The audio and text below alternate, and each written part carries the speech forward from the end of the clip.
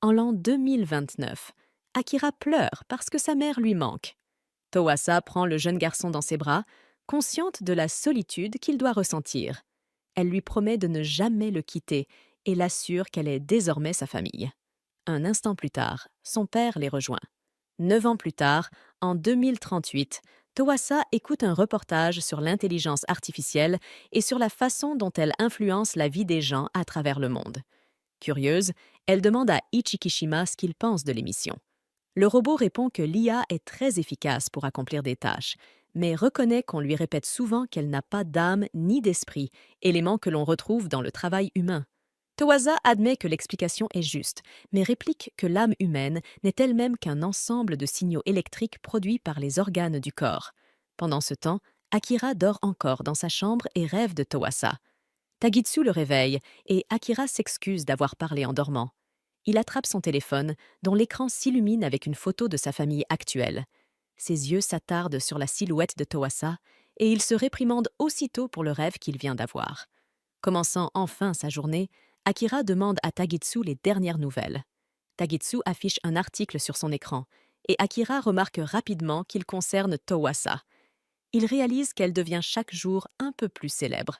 Plus tard, Akira s'assoit pour prendre le petit déjeuner avec Kazuria.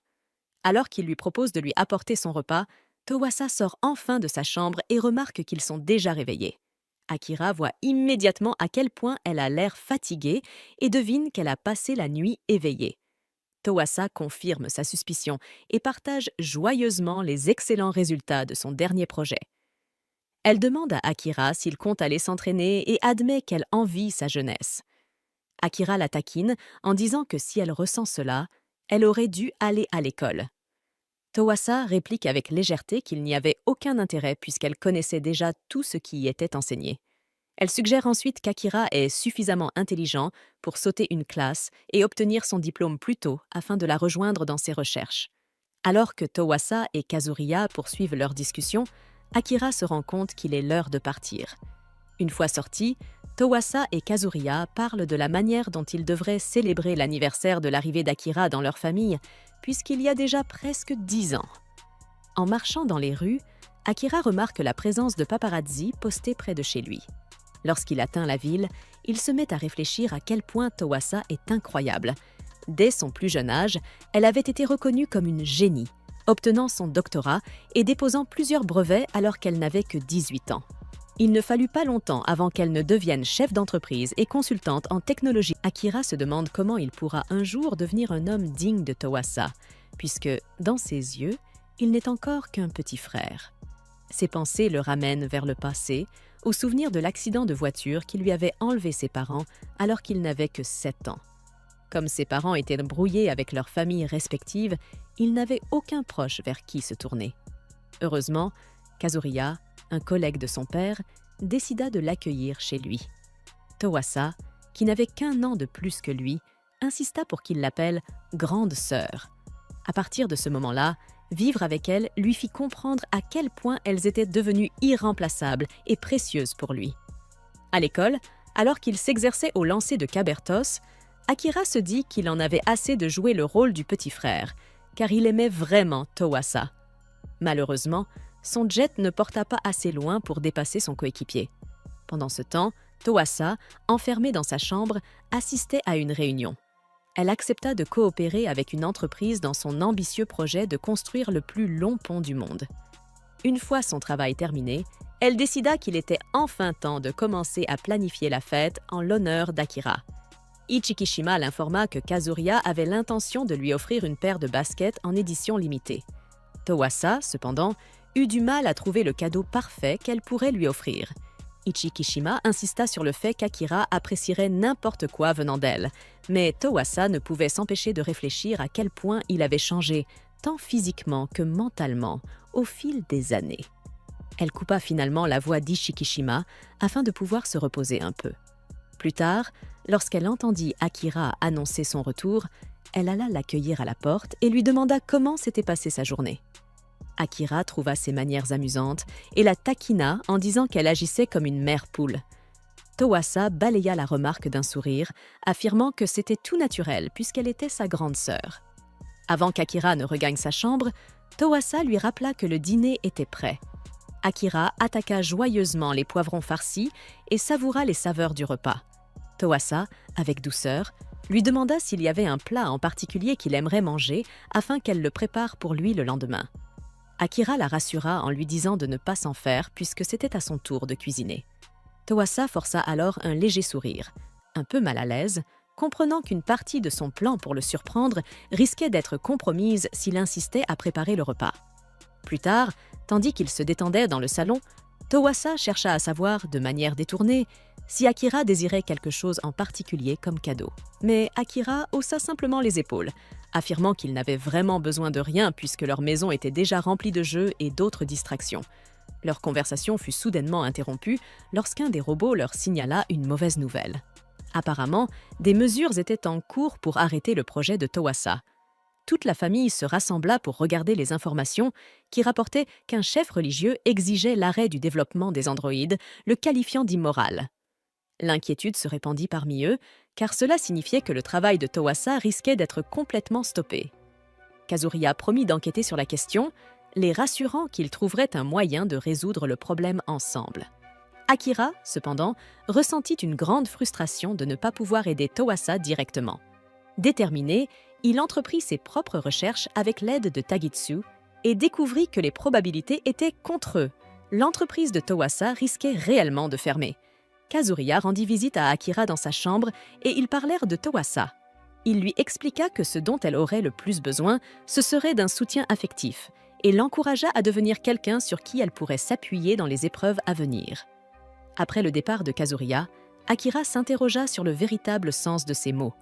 Tagitsu, espiègle, interrompit ses réflexions en le taquinant. Kazuriya savait déjà qu'il éprouvait des sentiments amoureux pour Towasa. Rougissant de honte, Akira gronda le robot, mais décida malgré tout de faire de son mieux pour redonner le sourire à Towasa. Le lendemain, il continua à se renseigner sur la situation, mais passa aussi du temps en ville pour acheter quelques matériaux. À son retour, il lui offrit une collation qui fit aussitôt briller son humeur. Peu après, la famille tint une réunion pour discuter du problème grandissant. Kazuriya expliqua qu'il avait découvert que la campagne contre Towasa était alimentée par des entreprises rivales qui s'étaient liguées pour ternir sa réputation. Towasa ajouta qu'elle recevait également des courriels étranges de la part de firmes financières, ce qu'elle trouvait suspect. Akira lui demanda si elle comptait collaborer avec elle, mais Towasa avoua ne pas avoir encore pris de décision. Un soir, alors que Towasa réfléchissait calmement à ses options, Akira s'approcha d'elle et l'invita soudain à aller au zoo avec lui le week-end suivant.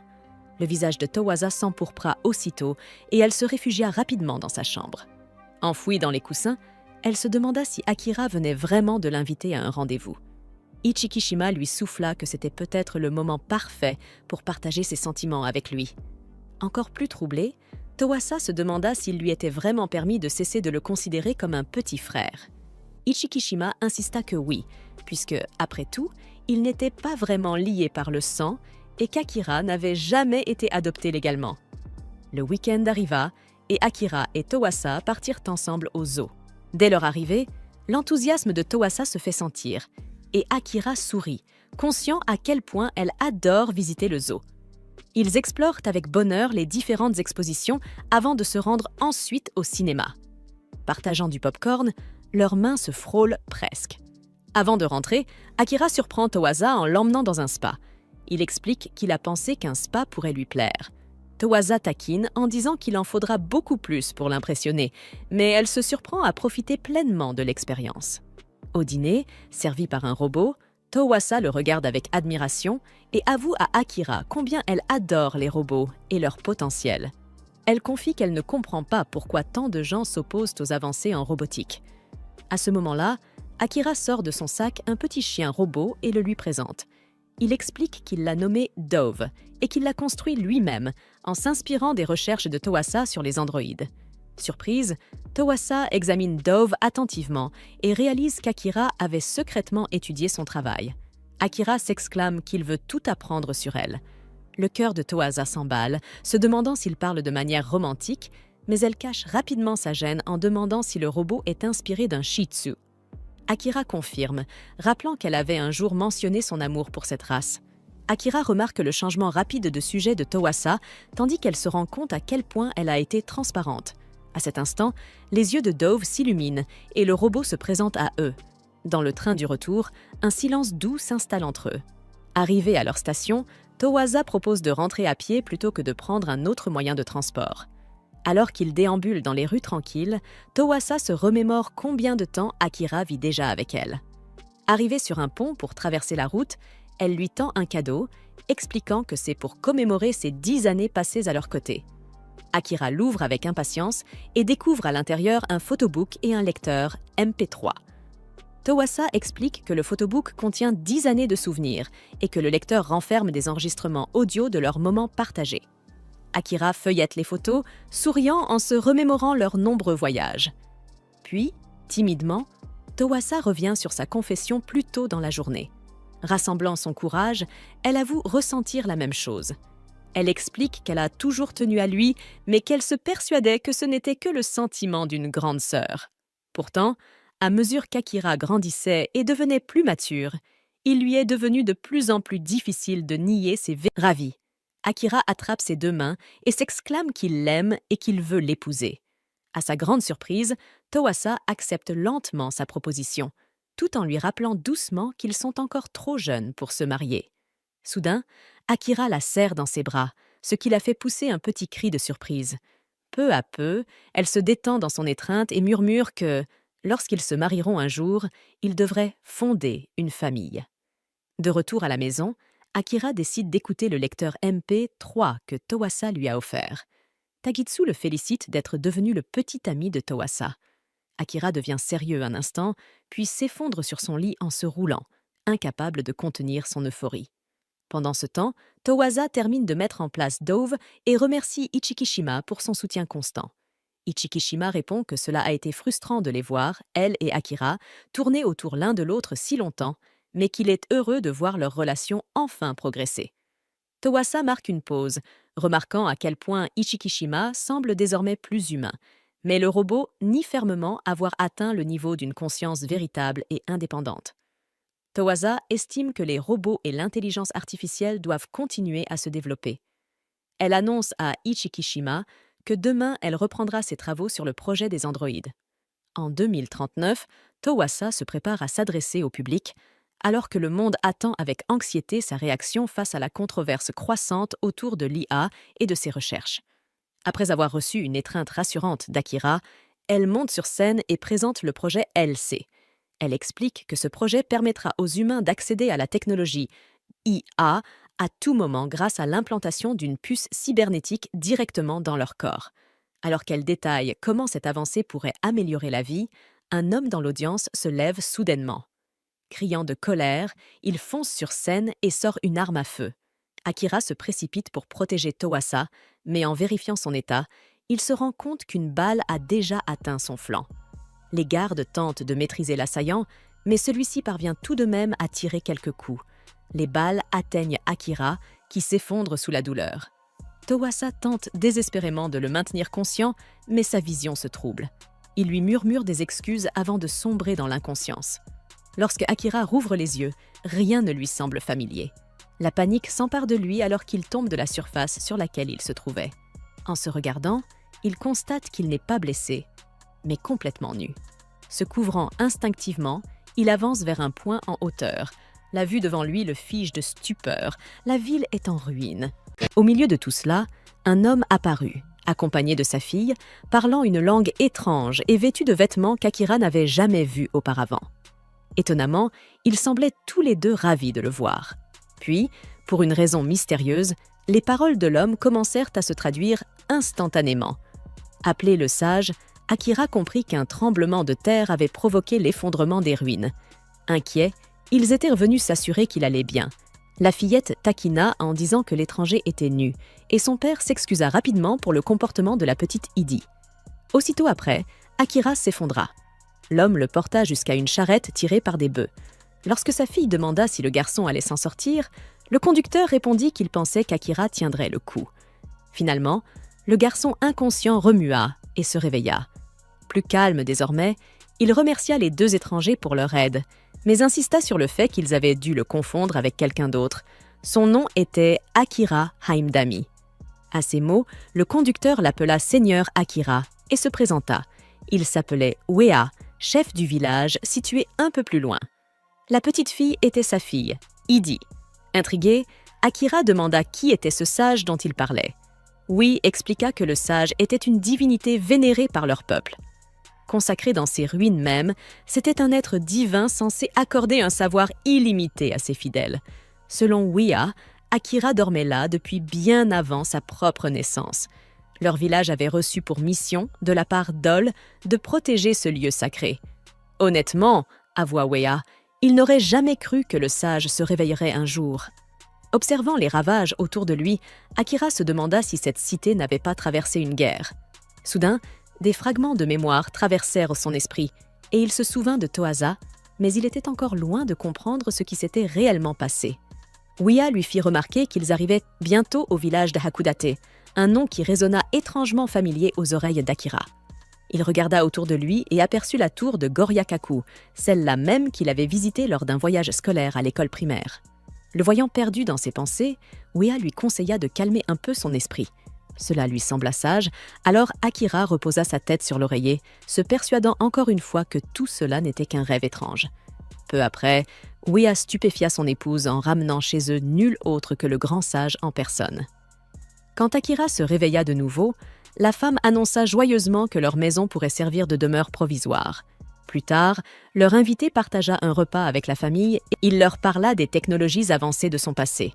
À l'époque connue sous le nom d'âge commun, très longtemps auparavant, Wea et sa femme avaient du mal à croire jusqu'où la civilisation avait autrefois progressé. Akira demanda alors depuis combien de temps il dormait. Mais Wea dut admettre qu'il n'en avait aucune idée. En tant que simple villageois, il n'avait pas accès à une véritable histoire écrite. Certains des hommes présents remarquèrent que la présence du sage parmi eux revenait à posséder une relique vivante et qu'il fallait absolument avertir Olé, l'institut unifié qui gouvernait le monde. Akira demanda ensuite ce qu'il était advenu de son pays, le Japon. Wea fut surpris par ce nom. C'était ainsi que le sage avait autrefois appelé cette région. En réalité, Olé avait dissous tous les gouvernements nationaux. Sous leur administration, les pays n'existaient plus et une paix mondiale durable avait été instaurée. Les guerres appartenaient au passé. Changeant de sujet, Idi demanda quel âge Akira avait. Il répondit qu'il avait 18 ans, ou du moins qu'il les avait eus. Il avait cessé de compter après s'être endormi pendant ce qui lui semblait être des siècles. Devenus impatients, les hommes pressèrent Wea de signaler immédiatement le retour du sage. Sinon, tout le village pourrait être en danger. Au moindre faux pas, Olé en ferait un exemple, comme il l'avait déjà fait avec d'autres qui avaient tenté de cacher des reliques.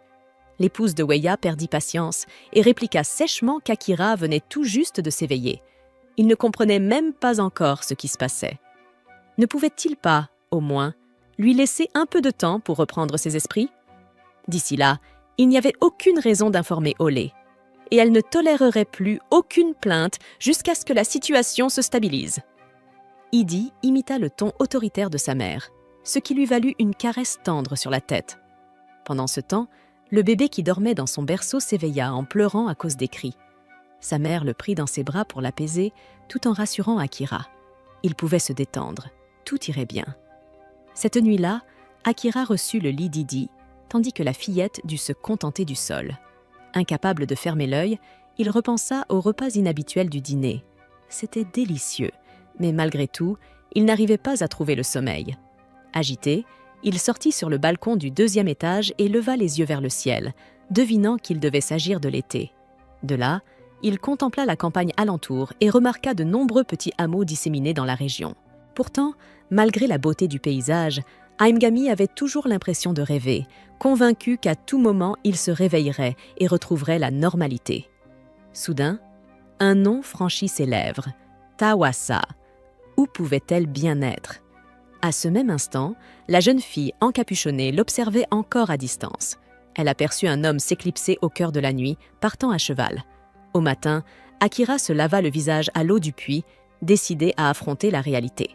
Tawasa pouvait être en danger et il devait la retrouver au plus vite. Cherchant des indices, il choisit de demander un peu d'aide à Idi dès qu'il l'aperçut. Dans la scène suivante, tous deux se retrouvent au marché, là où la famille de la fillette faisait habituellement ses courses. Observant les coutumes locales, Akira supposa que cette tribu se situait culturellement à un niveau comparable au XVIIIe siècle dans le monde qu'il connaissait, puisqu'il disposait même d'une monnaie en circulation, preuve qu'une autorité en garantissait la valeur, probablement ces anciens dont on parlait. Akira demanda s'il existait une bibliothèque dans les environs, car il avait besoin d'en apprendre davantage sur cette étrange civilisation. Mais la fillette n'avait aucune idée de ce que cela pouvait être. Lorsque le jeune homme expliqua qu'il s'agissait d'un lieu où l'on réunissait beaucoup de livres, la petite indigène pensa qu'il parlait sans doute de l'école, située juste à côté. Tandis que tous deux se dirigeaient vers l'établissement, la fille encapuchonnée achetait des accessoires à un étal, veillant toujours à dissimuler son identité. À peine arrivé sur place, Akira constata qu'aucun des livres disponibles ne contenait les informations qu'il cherchait, notamment au sujet de cette organisation appelée Houle. Cela lui fit imaginer qu'il censurait certaines connaissances. Puisqu'il en était ainsi, le garçon demanda s'il existait un moyen de rencontrer les hauts responsables d'Houle. En entendant cette question, la fillette sortit de l'école en trombe, hurlant et jurant contre ces gens qu'elle détestait tant, car pour elle, ce n'était rien d'autre qu'une bande d'arrogants incapables de résoudre quoi que ce soit autrement que par la violence. Malgré tout, elle précisa que ces gens-là ne se trouvaient pas dans le village. Un peu plus loin, l'étranger tomba sur une sorte de célébration qu'il tenta de comprendre. Cela ressemblait à un mariage, mais il n'y avait là que des femmes. L'enfant du pays ne savait pas ce qu'était un mariage, alors elle expliqua que cette fête était une mère de serment, quand deux personnes s'aimaient assez pour prononcer un vœu et devenir des navigatrices de serment. Intrigué, le garçon demanda s'il s'agissait d'un mariage entre femmes, mais Idi n'avait pas, comme elle l'avait déjà expliqué, il s'agit d'un ALC, et cela n'a rien à voir avec le fait d'être un homme ou une femme. Dans un ALC, il peut exister plusieurs types de groupes, un homme et une femme, 2 femmes, 2 hommes, 4 personnes, et ainsi de suite. Dans ce cas précis, ce qu'ils observent est un groupe de 4 femmes. Akira remarque que cela ressemble un peu au mariage dans la société d'où il vient, où 2 personnes prononcent un vœu et vivent ensemble pour le reste de leur vie. Idi trouve amusant qu'on puisse faire des vœux avec une seule personne. Même dans un ALC, il est possible d'en avoir plus, mais pas trop non plus, sinon Hall apparaît et met fin au désordre. Fatigué de voir cet institut s'immiscer dans toutes les affaires du village, Akira en déduit qu'un ALC est une sorte de promesse que différents groupes font pour vivre ensemble. Idi confirme et explique que, dans sa maison, ceux qui avaient conclu un ALC étaient son père, Papa Valk, et sa mère, un groupe de 3. Sur ces mots, la petite fille entraîne son amie vers un autre endroit. Dans la scène suivante, nous sommes transportés à l'année 2038. À cette époque, Akira discutait avec Towasa du projet LC, qui promettait d'offrir une amélioration aux humains. Son frère trouvait l'idée intéressante, mais Toa n'avait pas encore trouvé d'investisseurs pour concrétiser ce plan. Quant au projet LP, Ikekishima expliquait qu'il serait crucial pour établir les bases du développement des androïdes. Et, parlant de choses cruciales, ce jour-là, Akira franchit un pas important dans son intention de se rapprocher de Towasa. Il offrit une bague à sa grande sœur pour son anniversaire. À cette occasion, Toa lui demanda d'arrêter de l'appeler « grande sœur ». De retour au présent, assis avec Idi dans un coin du marché, Akira ne peut s'empêcher de penser au choc culturel que représente cet ALC, si différent du mariage tel qu'il le connaît. Le jeune homme ne sort de ses pensées qu'au moment où il salue Taberna, qui vient d'arriver avec son bébé dans les bras. Apparemment, Taberna a besoin d'un coup de main de son ami. Elle l'emmène alors auprès d'un véhicule motorisé, tombé en panne lors du tremblement de terre de la veille, pour voir s'il peut le réparer. Akira remarque que la soupape d'admission est tordue et, à la surprise générale, il parvient à remettre la voiture en état, faisant redémarrer la vieille. Selon lui, il aime travailler avec les machines depuis qu'il est enfant. Au milieu des célébrations de la foule lorsque le véhicule a été réparé, les sourires s'effacent de leur visage à l'arrivée de l'émissaire Canis. Honorable, mais la tête baissée, le partenaire de Ouya dénonce la présence du sage, pointant directement Akira Haimgami. Mesurant plus de 2 mètres, le géant s'approche de l'étranger et s'accroupit pour l'évaluer de la tête aux pieds. Lorsque le jeune homme demande son nom, il se présente comme Percusus Canis. émissaire général Dol pour le district Nord H 427, mais précise qu'on peut l'appeler le tout-puissant commissaire Canis. Saisissant Akira, Canis affirme que le garçon est considéré comme une relique archéologique exhumée de manière inappropriée dans des ruines anciennes. Pressant la tête du garçon dans sa main, le membre Dol leur rappelle que contrôler le flux d'informations est le fondement de l'organisation. Ouya demande à l'émissaire de ne pas agir ainsi, mais Canis n'en a cure, allant jusqu'à accuser la villageoise de trahison pour ne pas avoir caché la présence de la relique dans le village. Utilisant une arme attachée à son poignet, le commissaire tire sur la jambe du paysan et ordonne également à ses gardes de détenir le père et la fille afin qu'ils témoignent d'avoir trouvé la relique en premier.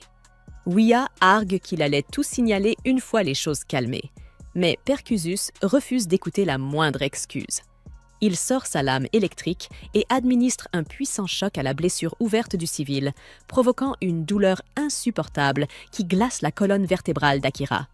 Comme si cela ne suffisait pas, le rire de l'agresseur résonne dans la zone comme un sinistre présage. Après avoir pris le contrôle de la situation, Canis jette Akira, Ouya et Idi dans une cellule attachée à un train, comme s'il s'agissait d'un wagon.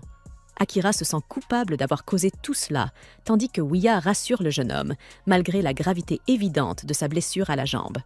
À l'arrivée à destination, Canis ordonne à ses hommes armés de laisser la relique dans la cellule et d'emmener les deux autres, puisqu'il allait bientôt se débarrasser d'eux. À ce propos, le chef avait envoyé 3 soldats de retour au village de Hakodat pour tuer tous les paysans, comme il avait décidé que tous ceux qui savaient l'existence de la relique devaient mourir. Dans le désespoir, toujours enfermé, Akira traita l'homme de monstre. Ignorant l'insulte, Canis déclara que c'était une bonne chose que la relique libère toutes ses connaissances anciennes et l'aide à gravir les échelons. Cela dit, lorsque l'émissaire pointa son arme sur la tête d'Idi, la femme encapuchonnée apparut et fracassa la cellule d'Akira avec une épée faite de matière lumineuse véritable, semblable à un sabre laser. D'une vitesse inarrêtable, elle maîtrisa Canis et lui asséna un coup de pied qui envoya le géant valser comme un simple ballon de football. Gravement battu, l'homme ordonna à ses soldats de tuer l'ennemi. Avant qu'ils ne puissent tirer, la mystérieuse héroïne révéla qu'elle connaissait Akira d'une manière ou d'une autre, mais sans entrer dans les détails, elle lui dit de trouver un endroit sûr pour se cacher. À ce moment-là, les soldats ouvrirent le feu, mais la femme activa un bouclier qui renvoya les balles vers les tireurs, les tuant tous. Ensuite, elle dégaina de nouveau sa lame et détruisit chaque adversaire armé dispersé dans la zone, les tranchant tous en morceaux sans pitié. Fuyant dans le désespoir, Canis demanda qui diable était ce misérable, tandis que la poursuivante méprisait la lâcheté de l'officier, celui qui envoyait ses hommes mourir à sa place. À cet instant, un soldat s'apprêtait à tirer sur la femme, mais Akira lança un morceau de fer sur sa tête et l'en empêcha. Canis profita de ce moment pour attraper une mitrailleuse sur le train et commença à tirer sauvagement en direction de son adversaire. À présent, peu importe son habileté, le commissaire était certain que personne ne pouvait échapper à une mitrailleuse de ce calibre. En revanche, la mystérieuse figure montra qu'elle était sur un autre niveau. En activant une arme cachée dans son corps, la femme tira sur sa cible et désintégra violemment l'émissaire Canis. Le tir fut si vaste et puissant qu'il frappa une montagne en arrière-plan et provoqua une explosion gigantesque. Après avoir réglé le problème, l'héroïne révéla qu'elle était un androïde appelé Yugur.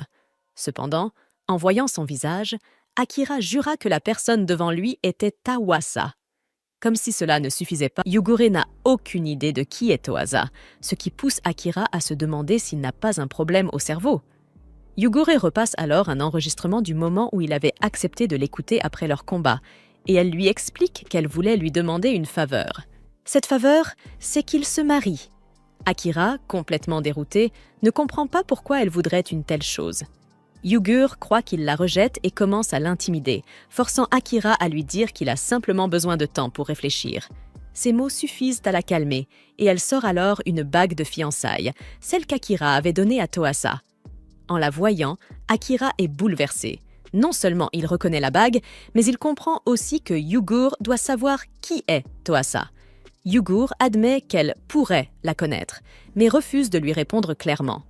À la place, elle affirme que cette information est confidentielle. Ils n'ont pas le temps de poursuivre cette conversation, car ils doivent venir en aide à Waya, gravement blessé. Plus tard, dans la soirée, l'homme qui avait dénoncé Akira à Howell vient s'excuser, prêt à accepter n'importe quelle punition. Heureusement pour lui, Akira comprend qu'il voulait seulement protéger le village, et il accepte ses excuses. Mais Howell ne lui pardonnera pas, et Akira sait qu'il doit quitter le village. Il fait donc ses adieux à tout le monde. Surpris toutefois de voir Yugur insister pour l'accompagner. Elle attend toujours sa réponse, mais Akira lui fait remarquer à quel point il serait insensé d'épouser une femme qu'il vient tout juste de rencontrer.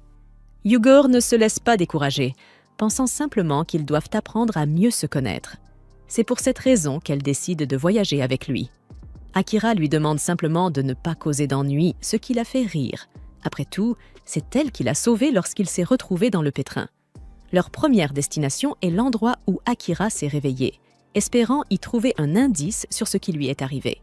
Il voudrait que Yugur lui parle du monde tel qu'il est aujourd'hui, mais elle répond encore que ces informations sont classées. Akira tente au moins d'en apprendre plus sur elle et sur les raisons de sa demande en mariage, mais Yugur déclare que ces réponses font partie du « contenu premium ». Il propose même de payer, mais elle réplique qu'elle n'accepte qu'un seul mode de paiement, le mariage. Ils finissent par arriver au sanctuaire, mais la nuit est tombée et il fait trop sombre pour distinguer quoi que ce soit. Soudain, Yugur tressaille. Elle a senti une présence. Elle saisit Akira et le tire à l'écart avant d'utiliser une capacité pour dissimuler leur aura. Elle lui chuchote qu'il y a des gens tout près et qu'ils doivent à tout prix éviter d'être découverts. Une femme nommée Yami tranche l'entrée du sanctuaire d'un coup de lame spectaculaire, tandis qu'une autre, Hakubo, y pénètre avec une grâce inquiétante. Yugur serre les dents. Si elle les trouve, leur vie est en grand danger. Les deux femmes cherchent quelqu'un, et Hakubo active une sorte de radar pour localiser leur cible. Cette révélation laisse Akira sans voix. Ces deux femmes, Yami et Hakubo, sont des androïdes, tout comme Yugur. Mais ce qui le bouleverse davantage, c'est qu'elles ont exactement le même visage que Toasa. À ce moment-là, Yami perçoit une présence et lance une attaque fulgurante qui dévoile la cachette d'Iti, dissimulée tout près. Akira, surpris, se demande ce qu'elle fait là, mais Yugur lui intime le silence, précisant que ses filles ne lui feront pas de mal. Après un bref interrogatoire, Iti admet qu'elle est au courant de l'élimination de Kan. Elle ne ment pas non plus lorsqu'elle reconnaît savoir qui est le coupable. Yami exige qu'elle révèle son nom, mais Iti, courageuse, répond qu'elle ne peut pas. Cette personne lui a sauvé la vie. Elle ajoute qu'elle ignore où se trouve cet individu, ce qui pousse Yami et Hakubo à conclure qu'il s'agit d'une nouvelle impasse dans leur recherche. Leur cible semble insaisissable, alors elle décide de repartir. Akira se précipite vers Iti, inquiet, et elle lui explique qu'elle les a suivis pour lui rendre sa montre à gousset. Elle l'avait retrouvée dans les ruines quelque temps auparavant, mais avait oublié de la lui remettre. Akira la récupère et l'active, espérant y trouver un indice. C'est alors qu'un message de Toasa apparaît. Dans ce message, Toasa confesse avoir commis de nombreuses erreurs. Elle reconnaît qu'elle devra vivre avec le poids de ses fautes, ses péchés qui la hanteront pour toujours, un fardeau qu'elle seule peut porter. Elle déclare son amour éternel pour Akira, mais le supplie de ne jamais partir à sa recherche, quoi qu'il arrive. Akira, bouleversée, écoute ses dernières paroles. « Chéris le temps et la vie que tu possèdes, Akira ». Le message est daté de 200 ans auparavant. Akira doit alors affronter une vérité déchirante. Toasa n'est plus de ce monde, mais il refuse d'abandonner. Il jure qu'il la retrouvera, d'une manière ou d'une autre. Sa première destination sera la maison qu'il partageait autrefois, même s'il sait que ce voyage sera dangereux. Convaincu qu'il peut faire confiance à Yugur, il lui demande de l'accompagner. Yugur, théâtral comme toujours, récite aussitôt ses vœux de mariage, ce qui pousse Akira à lui rappeler qu'il ne compte pas l'épouser. Il lui explique que Yami et Hakubo sont en réalité des officiers supérieurs des forces spéciales d'Howell et qu'elles sont à sa recherche. Cette révélation fait naître en lui un doute. Yugur travaille-t-elle, elle aussi, pour Howell? Et pourquoi toutes ces femmes ont-elles le même visage? Mais une fois encore, Yugur répond simplement « Classé secret défense ». Akira tente une dernière question. Pourquoi veut-elle tant se marier avec lui? Elle sourit et répond avec une simplicité désarmante. Parce que j'en ai... Akira lui rappelle aussitôt qu'il est fiancé à Toasa, Mais Yugur réplique avec aplomb que les fiançailles ne sont pas un mariage, et qu'elle a donc encore toutes ses chances. Elle le plaque contre le sol, un sourire provocateur aux lèvres, et lui promet de lui faire oublier Toasa pour qu'il tombe éperdument amoureux d'elle à la place. Agacé, Akira finit par prononcer son prénom pour la première fois, ce qui la fait aussitôt rougir. Touché, Yugur promet de se tenir tranquille à partir de maintenant. Le lendemain matin, il raccompagne Iti jusqu'à son village, puis se prépare pour la suite de leur voyage. Pour atteindre leur prochaine destination, ils doivent traverser une rivière, mais la saison ne s'y prête pas. Aucun bateau ne navigue à cette période de l'année. Le ferry ne passe qu'une fois par semaine, ils n'ont donc d'autre choix que d'attendre. Heureusement, un homme nommé Aboro s'apprête justement à naviguer dans la même direction et leur propose de les emmener. Ravi d'avoir de la compagnie, il écoute avec amusement Yugur lui raconter qu'ils sont en lune de miel, ce qui fait soupirer Akira.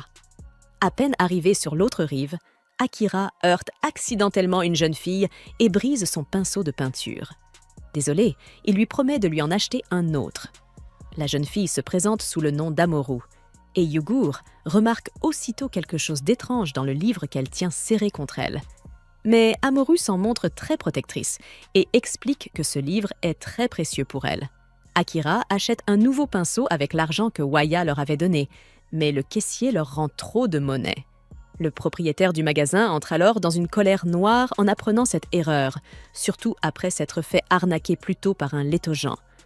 En entendant ce nom, Yugur tire discrètement Akira par la manche et lui dit qu'ils peuvent garder la monnaie. Une fois dehors, elle lui explique. Les Lettogens sont des individus ayant volontairement renoncé à leurs droits humains. En échange, ils sont absous d'un crime ou d'une dette. Sous l'administration d'Owell, les Lettogens doivent effectuer divers travaux d'intérêt public. Akira fronce les sourcils. À ses yeux, cela ressemble fortement à une forme d'esclavage. Mais Yugur lui répond qu'Owell leur fournit de la nourriture, des vêtements et un abri en compensation. Akira n'en reste pas moins troublé. Yugur, étonné, remarque à quel point il fait preuve de compassion, une qualité rare dans ce monde. Avant de repartir, Akira remet le nouveau pinceau à Amoru, qui le remercie avec un grand sourire et promet d'en prendre soin. Curieuse, elle leur demande ce qui les amène dans la région, et Akira lui répond qu'ils sont en route pour Tokyo, mais qu'ils doivent d'abord traverser une montagne voisine. « C'est un long trajet jusqu'à là-bas », remarque Akira, mais Amaru lui apprend qu'Owell a installé un poste de contrôle sur la route principale, précisément dans la direction où ils se rendent. Heureusement, Amaru connaît un autre chemin, un sentier moins surveillé qu'elle leur propose d'emprunter. En marchant, la jeune fille montre fièrement ses talents de dessinatrice, ce qui impressionne Akira. Lorsqu'il observe son dessin, il croit reconnaître Toasa, mais Yugur le corrige aussitôt en affirmant que c'est elle qu'Amaru a dessiné. Amusée, Akira demande à la fillette si elle souhaite devenir artiste plus tard. Amaru lui confie qu'elle rêve de créer des livres illustrés, des contes remplis de dessins et d'histoires. Akira l'encourage sincèrement, convaincu qu'elle y parviendra, et lui dit qu'il espère pouvoir lire un jour l'un de ses livres. Amaru répond timidement « D'accord », mais soudain, quelque chose la trouble et elle part courir devant. Yugur, intrigué, remarque un tatouage étrange dans le dos de la jeune fille avant qu'elle ne disparaisse dans les bois. Le soir venu, le petit groupe se réunit autour d'un feu et savoure un lapin rôti, chassé par Yugur. Curieux, Akira lui demande si elle tire son énergie de la nourriture comme les humains. Yugur sourit et explique qu'elle possède un noyau énergétique qui produit de l'énergie de manière illimitée. Elle mange tout de même beaucoup, mais uniquement par plaisir. Akira, fasciné, s'approche un peu trop près pour examiner son cœur d'énergie. Yugur l'autorise à la toucher, mais le met en garde. S'il le fait, il devra en assumer les conséquences. Pour changer de sujet, elle demande alors à Amaru si elle peut jeter un œil à son livre, celui qu'elle garde toujours contre elle. Amaru se crispe et Yugur précise aussitôt qu'elle sait qu'il s'agit d'un livre interdit, mais qu'elle n'a aucune intention de le lui prendre. Rassurée, Amaru finit par avouer que le livre s'intitule « L'oiseau du cœur » et qu'il a été écrit et illustré par ses parents. Ils étaient auteurs de contes illustrés et avaient publié de nombreux ouvrages avant leur disparition. Akira comprend alors pourquoi la fillette y tient tant, et il admire la beauté des illustrations qu'elle lui montre fièrement. Amaru brille de fierté. et il est évident qu'elle souhaite marcher sur les traces de ses parents. Akira lui assure qu'elle a tout le talent nécessaire pour réaliser son rêve, et cette fois, Amaru accepte le compliment avec un sourire sincère.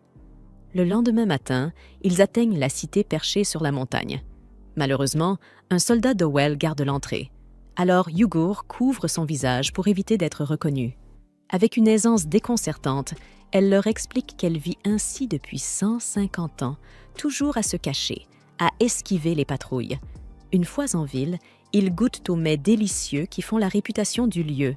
Mais Akira remarque bien vite que les Létogens sont épuisés par le travail forcé. Yugur lui conseille de ne pas s'en mêler, affirmant que mettre son nez dans les affaires d'Owell ne leur attirerait que des ennuis. Mais Akira a du mal à détourner les yeux face à cette injustice. Alors qu'il rumine en silence, il se rend compte que Yugur a déjà englouti toute la nourriture. Soupirant, il se lève pour aller en chercher davantage, sans savoir que le calme apparent de la ville cache une nouvelle tempête à venir.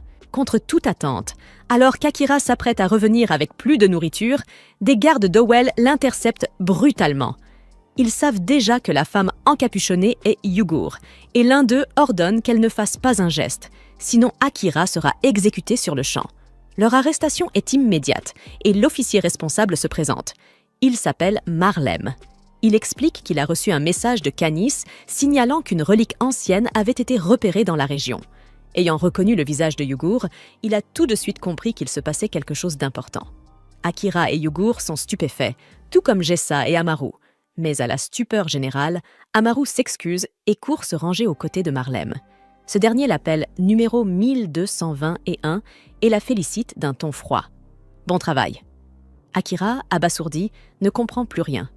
Marlem finit par lui révéler la vérité. Ils viennent d'être dupés par une Létojane. Amaru, honteuse, admet qu'elle leur a menti. Elle explique qu'Owell lui avait promis de lui rendre les livres écrits par ses parents si elle livrait Akira et Yugur. Mais Marlem n'a jamais eu l'intention de tenir parole. Il éclate de rire et se moque d'elle cruellement, la traitant d'idiote d'avoir cru qu'il lui rendrait quoi que ce soit.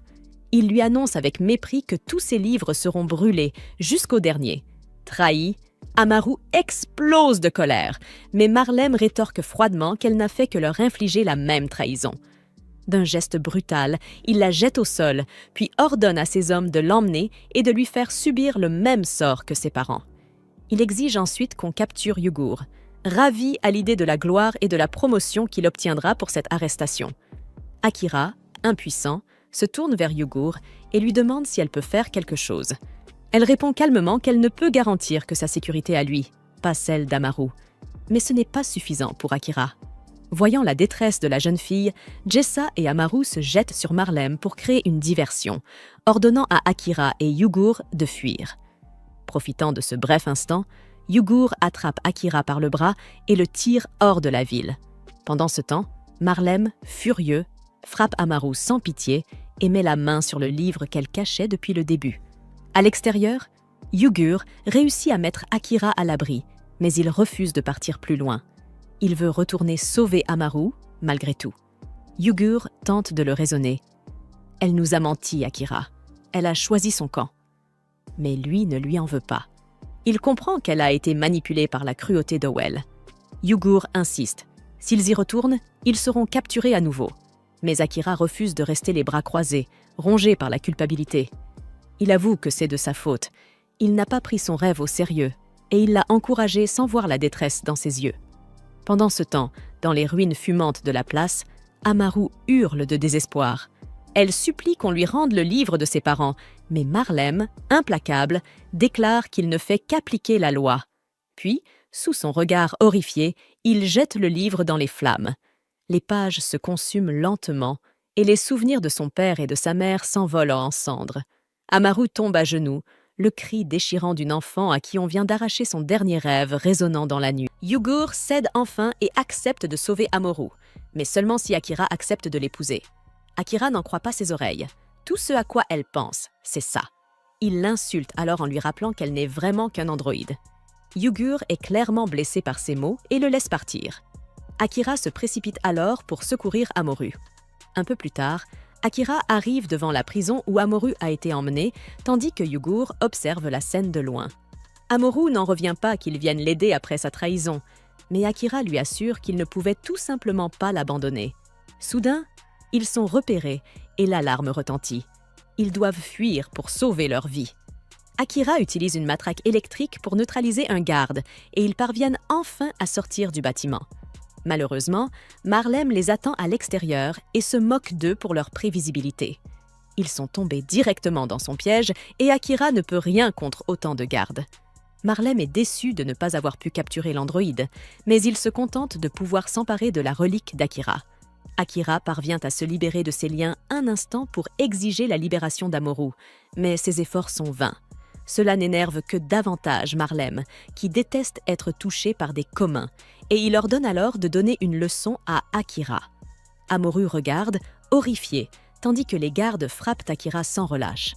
Elle supplie qu'ils arrêtent, s'offrant même en sacrifice à sa place, mais Akira l'en empêche. Il déclare qu'ils ne doivent pas abandonner et promet qu'ils quitteront cet endroit ensemble. Il lui rappelle son objectif, retrouver les livres de ses parents, et souligne qu'elle n'y arrivera jamais si elle renonce maintenant.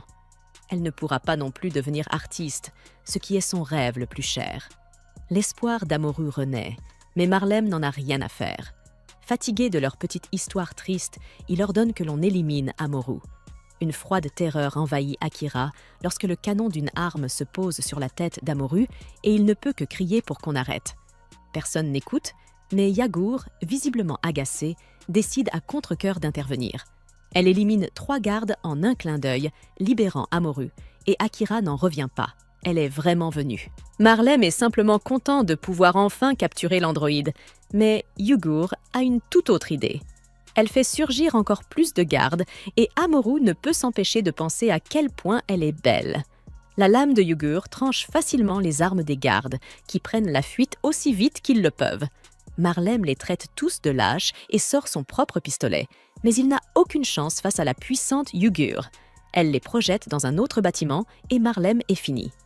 Amorou reste stupéfaite devant la puissance de l'androïde, tandis qu'Akira se demande pourquoi Yugur a enfreint les principes de fonctionnement qui l'empêchaient à l'origine d'aider Amorou.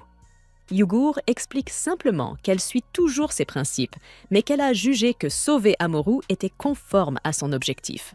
Elle dit avoir agi selon la logique, parce qu'elle est un androïde, mais Akira sait qu'il y a plus derrière cette décision. Il décide de laisser tomber et se contente de remercier Yugur pour son aide. Le lendemain matin, les 3 commencent leur voyage de retour vers la ville d'Eomori. Yugur révèle qu'elle a aussi retrouvé le sac d'Amorou dans la prison, ce qui touche profondément Amorou. Pendant qu'elle se change, Yugur soigne toutes les contusions qu'elle a reçues des gardes et lui explique que toutes ses blessures disparaîtront dans quelques jours. Akira ne peut s'empêcher de se demander quelle technologie incroyable permet un tel pouvoir de guérison, mais Yugur répète que c'est confidentiel. Elle rassure Amorou, ce n'est pas dangereux. Elle utilise simplement un mécanisme déjà présent dans le corps humain. Amorou se demande si Yugur peut aussi retirer le tatouage qui la marque comme lithosienne, et Yugur accepte, mais la prévient que cela fera mal. Heureusement, la douleur ne dure pas longtemps. Et Amorou est émue lorsqu'elle voit que Yugur l'a remplacé par un tatouage beaucoup plus joli. C'est un oiseau semblable à celui que ses parents avaient dessiné, et Amorou est profondément touchée par ce geste de bonté. Cela lui rappelle sa famille heureuse, et elle déclare que c'est magnifique. Elle annonce qu'elle aimerait partir en voyage pour chercher les livres de ses parents et dessiner plein d'images. Akira est surpris lorsqu'elle explique qu'elle veut les accompagner, et Amorou conclut que ce sera un voyage à 3. Elle veut passer plus de temps avec eux et est certaine qu'ils veulent être avec elle, puisqu'ils l'ont sauvée. Akira décide que cela ne fera pas de mal si Amorou se joint à eux. Et Yugur est également partante. Leur première destination est Aomori, et Akira remarque à quel point la ville est différente de ce qu'elle était il y a 200 ans. Il est soulagé de voir qu'il y a des hôtels, car il pourra enfin prendre un bain. Il remarque une sécurité très renforcée aux alentours et Amorou explique qu'un festival célèbre appelé Fika va bientôt avoir lieu. C'est un festival où les gens cherchent leur futur partenaire et il est toujours bondé. Akira pense que cette sécurité est excessive, mais Yugur s'en moque complètement. Ce petit festival de rencontres n'a rien à voir avec eux puisqu'ils ont déjà leur partenaire et elle déclare qu'elle va épouser Akira. Akira n'arrive toujours pas à comprendre ce qui pousse Yugur à vouloir cela, Mais il estime que ce n'est pas naturel et suppose qu'elle ne veut l'épouser que parce qu'elle n'est proche de personne d'autre. Pour clarifier son message, Akira rappelle à tous que son seul véritable amour est Towasa. Ils ont juré leur vie l'un à l'autre et la retrouver est l'une des principales raisons de son voyage. Amoru pense qu'elles devraient toutes se marier, ce qui déçoit Akira, car il voit que son message n'est pas passé auprès de Yugur. Yugur, en revanche, l'a entendu très clairement et annonce qu'elle va sortir rencontrer des humains qui pourraient être de potentiels prétendants. Si elle ne ressent d'affection envers aucun d'eux à part Akira, cela prouvera que son amour pour lui est sincère. Ce n'est pas exactement ce qu'Akira voulait dire, mais les filles ont déjà décidé de participer au festival. Ailleurs, un homme nommé Kalkrom effectue une transaction illégale d'armes. Il est largement connu pour vouloir devenir le chef de la célèbre famille Lontano et négocie avec le lieutenant-colonel Yamabuki. Kalkrom achète en dehors des registres un énorme stock d'armes Owo, et Yamabuki se demande s'il prévoit de déclencher une sorte de guerre. Kalkrom balaie sa curiosité en disant qu'il veut juste être prêt. Mais Yamabuki a d'autres questions. Les rumeurs disent que Kalkrom a un rival qui se bat également pour la tête de la famille et Yamabuki cherche à en savoir plus, mais ils sont interrompus. Ce sont les gardes de la sœur de Kalkrom, nommés Fide, et Yamabuki craint d'avoir été trahi. Fides est l'aînée de la famille Lantano et elle s'est précipitée ici dès qu'elle a entendu qu'un traître s'était infiltré dans la fête de Kalkrem. Fides ne voulait pas que l'ignorance de Kalkrem porte préjudice à leur famille, alors elle est venue éliminer le traître. Elle déclare qu'elle sera la prochaine chef de leur famille, mais les hommes de Kalkrem s'y opposent. Le traître tente de l'éliminer, mais Kalkrem met fin à sa vie à sa place. Il révèle qu'il y a en réalité plus d'un traître dans la pièce et attrape le commissaire qui avait aidé à conclure l'affaire.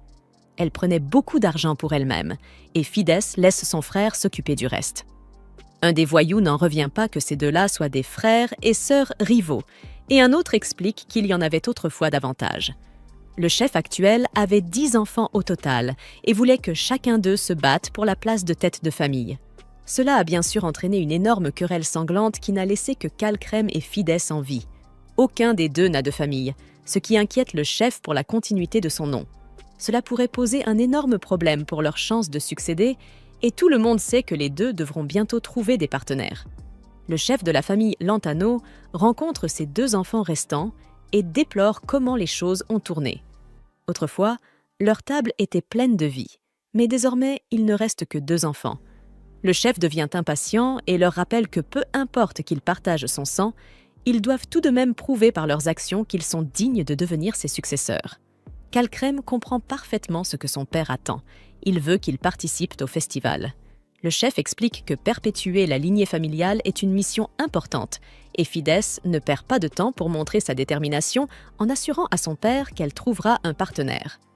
Le lendemain matin, les filles rappellent à Akira qu'elles se rendront au festival.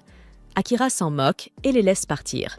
Amoru rattrape Yagur, mais elle remarque que l'ordinairement discrète Yagur est devenue très sérieuse. Akira, de son côté, réfléchit à l'endroit où il souhaite passer cette belle journée et surprend des hommes parlant de la famille Lantano. La rumeur dit que les frères et sœurs y assisteront, et cela semble être un événement majeur. Akira ne peut s'empêcher de se demander qui est cette famille Lantano, et on lui explique qu'ils sont les dirigeants de cette ville. Ce sont des gens qui n'hésitent pas à se salir les mains si nécessaire, ce qui fait craindre à Akira qu'ils ne ressemblent à la mafia. Au festival, Amuro raconte sa situation à des passants. Il traite Akira de salaud pour ne pas avoir empêché les filles d'aller au festival comme elles le voulaient, mais Amuro prend sa défense. Pendant ce temps, certains essaient de faire connaissance avec Yagur, mais elle ne ressent pas le besoin de répondre à la moindre de leurs questions. Le but du festival est de trouver un partenaire, mais Yagur leur dit que les chances de l'approcher à nouveau sont quasiment nulles. À ce moment-là, Akira est présent. Il s'inquiétait de la présence possible de la mafia, mais tout est très calme, et il se rend compte qu'il n'avait probablement pas besoin de surveiller les filles. Akira remarque un groupe de filles entourant Kalkrem et réalise que ce type pourrait bien être le prochain chef de la mafia. Kalkrem semble beaucoup s'amuser, et Akira décide qu'il vaut mieux rester aussi loin que possible de lui. Pendant ce temps, une file d'hommes attend pour rencontrer Fides. Chacun essaie de l'impressionner, mais elle les écarte d'un simple geste de la main dès qu'il l'ennuie. Fides écarte les prétendants un par un, jusqu'à ce qu'il ne reste personne, et elle est déçue de constater qu'aucun n'était digne d'elle. Ces hommes se demandent s'il est vraiment nécessaire qu'elle trouve un partenaire, puisqu'ils resteront loyaux envers elle quoi qu'il arrive.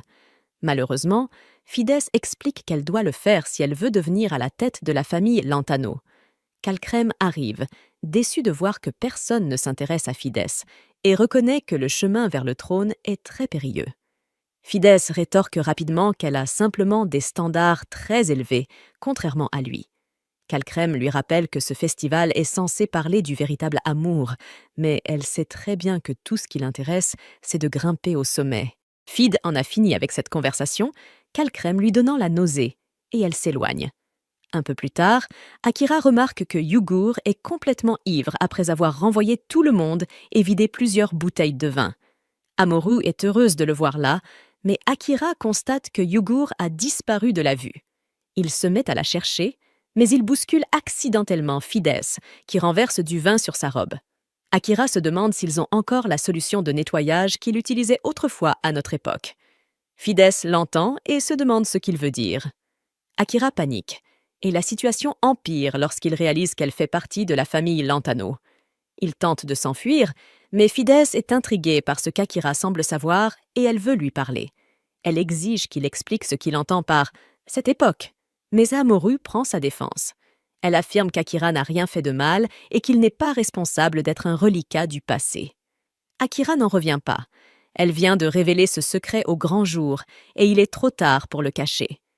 Fid se demande comment un humain vieux de 200 ans peut encore être en vie et elle le force à parler. Akira explique que la technologie s'appelait l'animation suspendue et qu'il s'est simplement réveillé après un dysfonctionnement de l'appareil. Fide a entendu des rumeurs à son sujet et Amoru est surprise de constater qu'elle ne semble pas contrariée. Au contraire, Fides déclare qu'elle aimerait se marier avec Akira.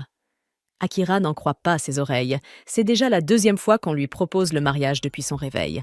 Évidemment, Akira refuse, mais Fides lui propose un marché. Elle sait Cole est à sa poursuite et promet de le protéger s'il accepte de l'épouser.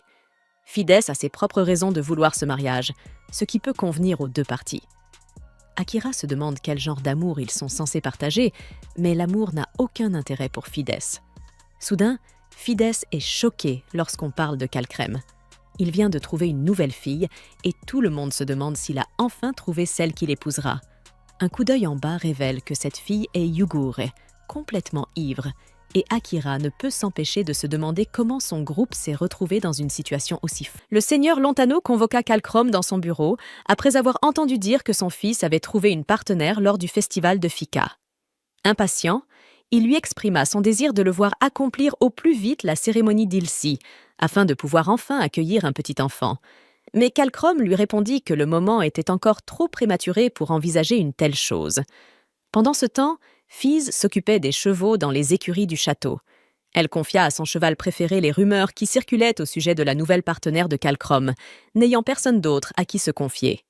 Son garde du corps entra pour l'informer des nouvelles qui se répandaient dans tout le château, mais elle le réprimanda pour avoir interrompu son moment privilégié avec l'animal.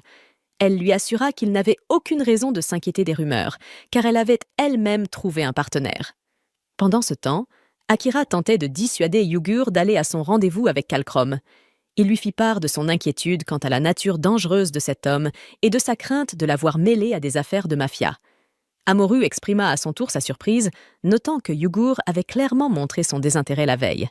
Yugur expliqua qu'elle avait accepté l'invitation uniquement pour prouver à Akira qu'elle ne pouvait éprouver de sentiments pour personne d'autre que lui. Cependant, elle commença à douter de cette justification, car les avances de Calcrome semblaient l'affecter plus qu'elle ne l'aurait imaginé. Calcrome arriva à l'improviste, un bouquet de fleurs à la main. Il expliqua que son empressement à la revoir l'avait poussé à venir plus tôt que prévu. Yugur examina les fleurs et reconnut aussitôt qu'elles symbolisaient l'amour véritable. Calcrome exprima son admiration pour sa connaissance des symboles floraux, ajoutant qu'il n'en attendait pas moins d'un androïde. Cette remarque provoqua une grande tension chez Akira, inquiet pour la sécurité de Yugur. Mais celle-ci le rassura, précisant que Calcrome connaissait déjà sa véritable nature et l'acceptait telle qu'elle était. Akira demeura méfiant et interrogea Calcrome sur ses véritables intentions. Calcrome, amusé, le taquina au sujet de sa jalousie et lui demanda s'il nourrissait des sentiments amoureux pour Yugur. Yugur révéla alors qu'Akira était son fiancé. Kalcrom répondit par un sourire malicieux, si familier qu'Akira ne put s'empêcher d'y reconnaître un air de famille avec Fidès.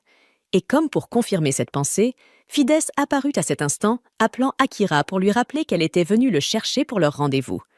Surpris, Akira manifesta sa confusion, mais Fidès lui rappela calmement qu'il était son partenaire d'Alésia. Amoru et Yugur encerclèrent immédiatement Akira, lui interdisant de partir seul avec Fidès. Elles l'interrogèrent avec insistance, exigeant qu'il leur raconte en détail ce qui s'était passé entre lui et Fidès la veille au soir. Akira expliqua qu'il avait simplement été impliqué dans un léger accident avec elle et qu'il n'avait jamais cru qu'elle parlait sérieusement lorsqu'elle l'avait déclaré comme son partenaire. Kalcrom s'adressa alors à Fidès et se déclara soulagé de l'avoir enfin trouvé un compagnon. Il avoua qu'il commençait à s'inquiéter à l'idée qu'elle ne se poserait jamais. Avec un sourire provocateur, il proposa qu'ils fassent un double rendez-vous afin de pouvoir s'observer mutuellement et déterminer lequel d'entre eux avait fait le meilleur choix. Il les conduisit jusqu'à son véhicule, dont la qualité exceptionnelle les laissa tous bouche bée. Kalcrom révéla qu'il l'avait acquis à Tokyo, ce qui éveilla aussitôt la curiosité d'Akira. Celui-ci lui demanda davantage d'informations, mais Kalcrom refusa d'en dire plus sans contrepartie. Toutefois, il lui glissa qu'il pourrait peut-être lui en parler, s'il se retrouvait ivre un jour. Le groupe monta à bord du véhicule et Kalcrom les conduisit jusqu'au quartier commerçant. Amoru s'éloigna aussitôt pour explorer les environs, mais Akira lui recommanda de ne pas trop s'éloigner.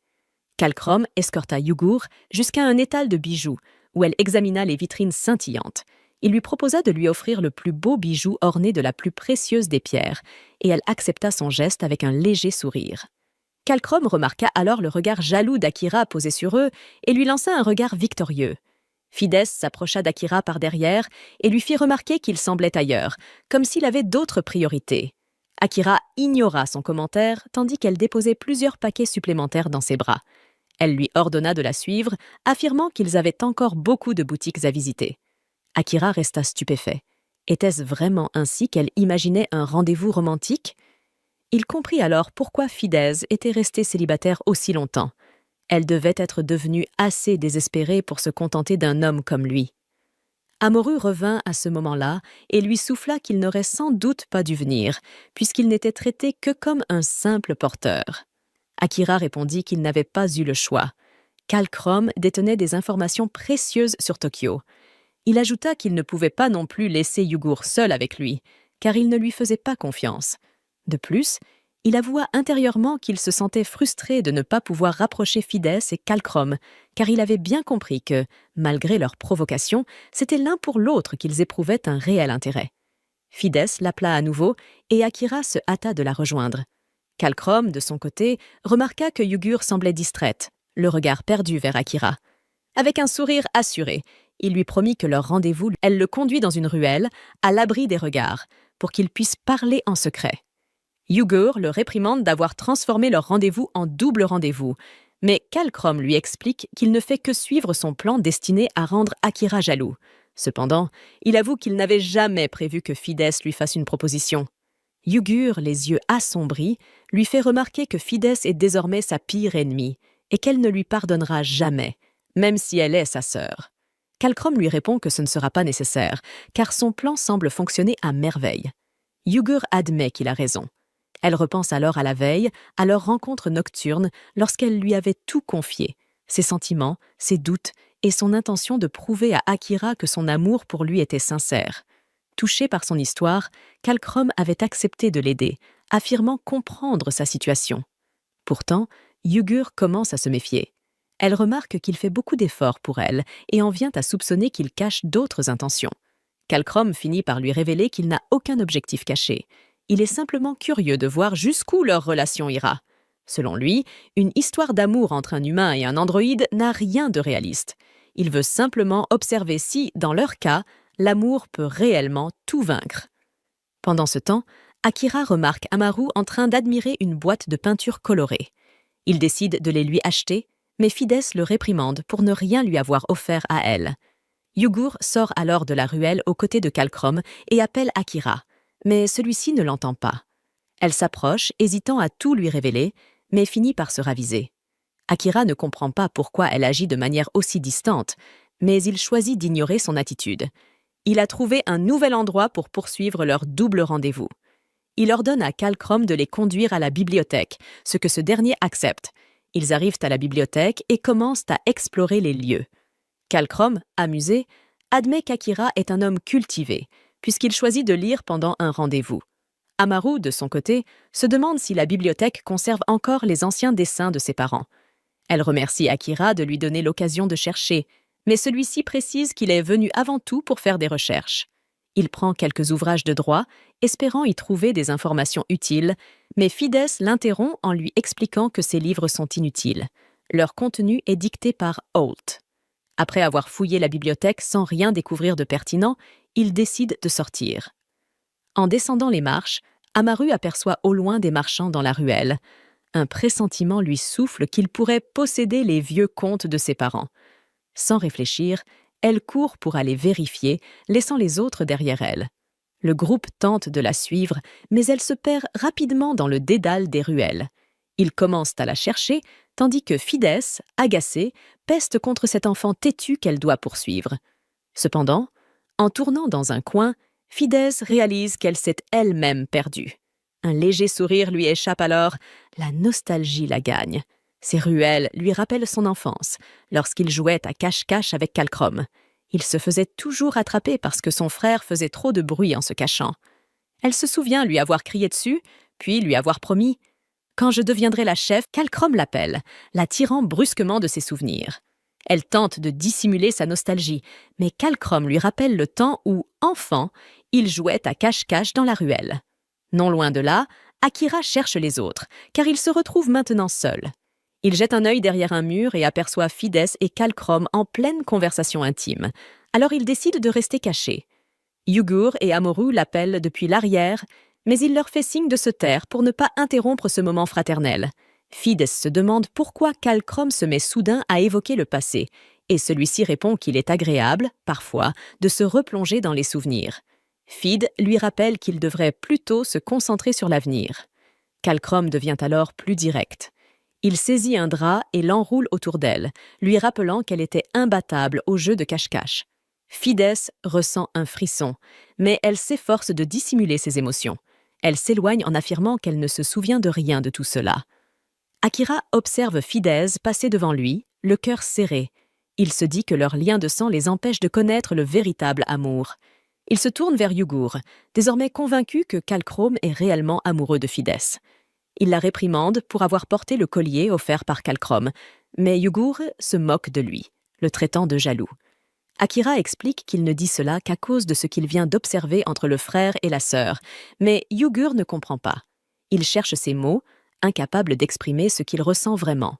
Yugur lui rappelle qu'elle est sortie avec Kalcrom uniquement pour comprendre ce qu'est le véritable amour, puis elle exige de savoir pourquoi lui a accepté un rendez-vous avec Fides. Amaru rejoint Yugur, et toutes deux pressent Akira de questions. Akira se défend. Il affirme être fidèle à Tawasa, sa fiancée, et n'avoir aucun autre intérêt. Il demande alors où va la loyauté de Yugur. Celle-ci répond qu'elle pourrait très bien se contenter de Kalcrom si tout se déroule comme prévu, une révélation qui choque tout le monde. Le trajet du retour se déroule dans un silence pesant. Kalcrom et Fides échangent des regards discrets jusqu'à ce qu'un pneu crève. Tout le monde descend et Akira se charge de le remplacer. Kalcrom, impressionné, lui dit qu'il ne savait pas qu'il pouvait faire cela seul. Akira lui répond que son père adoptif lui a tout appris. Kalcrom confie alors que, lui, la seule chose qu'on lui a enseignée, c'est de consacrer sa vie entière à sa famille. C'est pour cela qu'elle-ci est si importante pour eux. Akira se demande alors si les sentiments de Kalcrom pour Yugur sont sincères. Kalcrom admet qu'elle le fascine, mais il veut savoir pourquoi Akira pose cette question. Akira explique que, puisqu'ils voyagent ensemble, il cherche simplement à comprendre. Il ose ensuite lui demander ce qu'il ressent vraiment pour Fides, mais Kalcrom renvoie la question.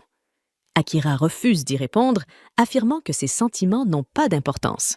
Kalcrom déclare qu'il donnera sa bénédiction à l'union de celui que Fides choisira comme partenaire, mais il jure de tuer quiconque oserait lui briser le cœur. Akira l'accuse alors d'être épris de Fides, mais Kalchrome évite habilement l'accusation et lui suggère plutôt d'ouvrir un garage, vu son talent pour changer les pneus. Pendant ce temps, Yugur exprime sa frustration. Trouver le véritable amour lui semble terriblement difficile. Fides, intrigué, lui demande de quoi elle parle. Amoru lui explique alors que Yugur n'a pas eu de chance dans sa quête de l'amour véritable. Fides réplique que le véritable amour n'est qu'une illusion inventée pour que les gens se sentent désirés. Leur conversation est interrompue lorsqu'un conteneur se détache et menace d'écraser un ouvrier. Yugur se précipite pour le sauver, mais un agent secret l'aperçoit et la reconnaît aussitôt comme une fugitive. Fides remarque la rapidité de son mouvement et comprend que Yugur est en réalité une androïde. Elle se demande alors à quel jeu joue Kalchrome, puisqu'il ne peut pas prendre une androïde pour compagne. Les androïdes étant incapables d'avoir des enfants. Kalchrome et Akira accourent pour vérifier si tout va bien, mais Fides leur indique simplement la source du vacarme avant de s'éloigner. Akira conseille à Kalchrome d'aller la rejoindre, mais ce dernier répond que c'est désormais son rôle à lui, puisque Fides l'a choisi comme partenaire. En fuyant, Fides se remémore alors le reste de ses souvenirs d'enfance. Après avoir promis de devenir la chef de famille et de protéger Kalchrome, celui-ci lui avait avoué qu'il l'avait entendu pleurer auprès de leur aîné, disant qu'elle ne voulait pas de ce rôle.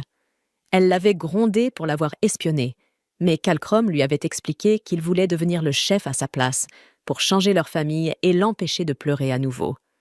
Akira retrouve Fides et la surprend en pleine réflexion. Elle lui confie que Kalchrome ferait un bien meilleur chef qu'elle, car il possède un cœur assez grand pour accueillir tous ceux qu'il rencontre. Elle révèle aussi qu'il s'occupe en secret de leurs autres frères et sœurs, ceux qui ont été reniés parce que Kalchrome déclare qu'il donnera sa bénédiction à l'union de celui que Fides choisira comme partenaire, mais il jure de tuer quiconque oserait lui briser le cœur.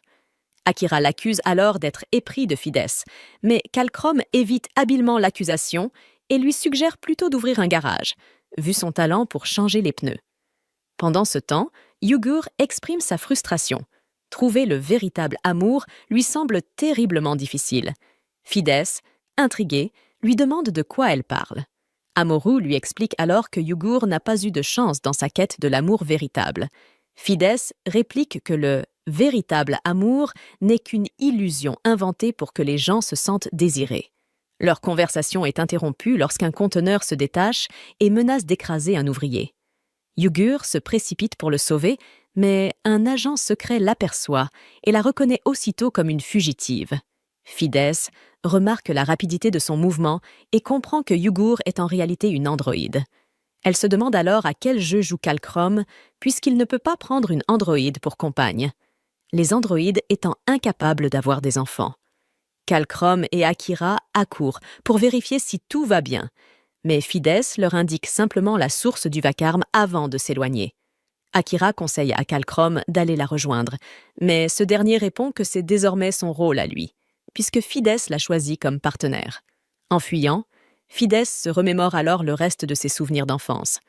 Après avoir promis de devenir la chef de famille et de protéger Kalchrome, celui-ci lui avait avoué qu'il l'avait entendu pleurer auprès de leur aîné, disant qu'elle ne voulait pas de ce rôle. Elle l'avait grondé pour l'avoir espionné, mais Kalchrome lui avait expliqué qu'il voulait devenir le chef à sa place, pour changer leur famille et l'empêcher de pleurer à nouveau. Akira retrouve Fides et la surprend en pleine réflexion. Elle lui confie que Kalchrome ferait un bien meilleur chef qu'elle, car il possède un cœur assez grand pour accueillir tous ceux qu'il rencontre.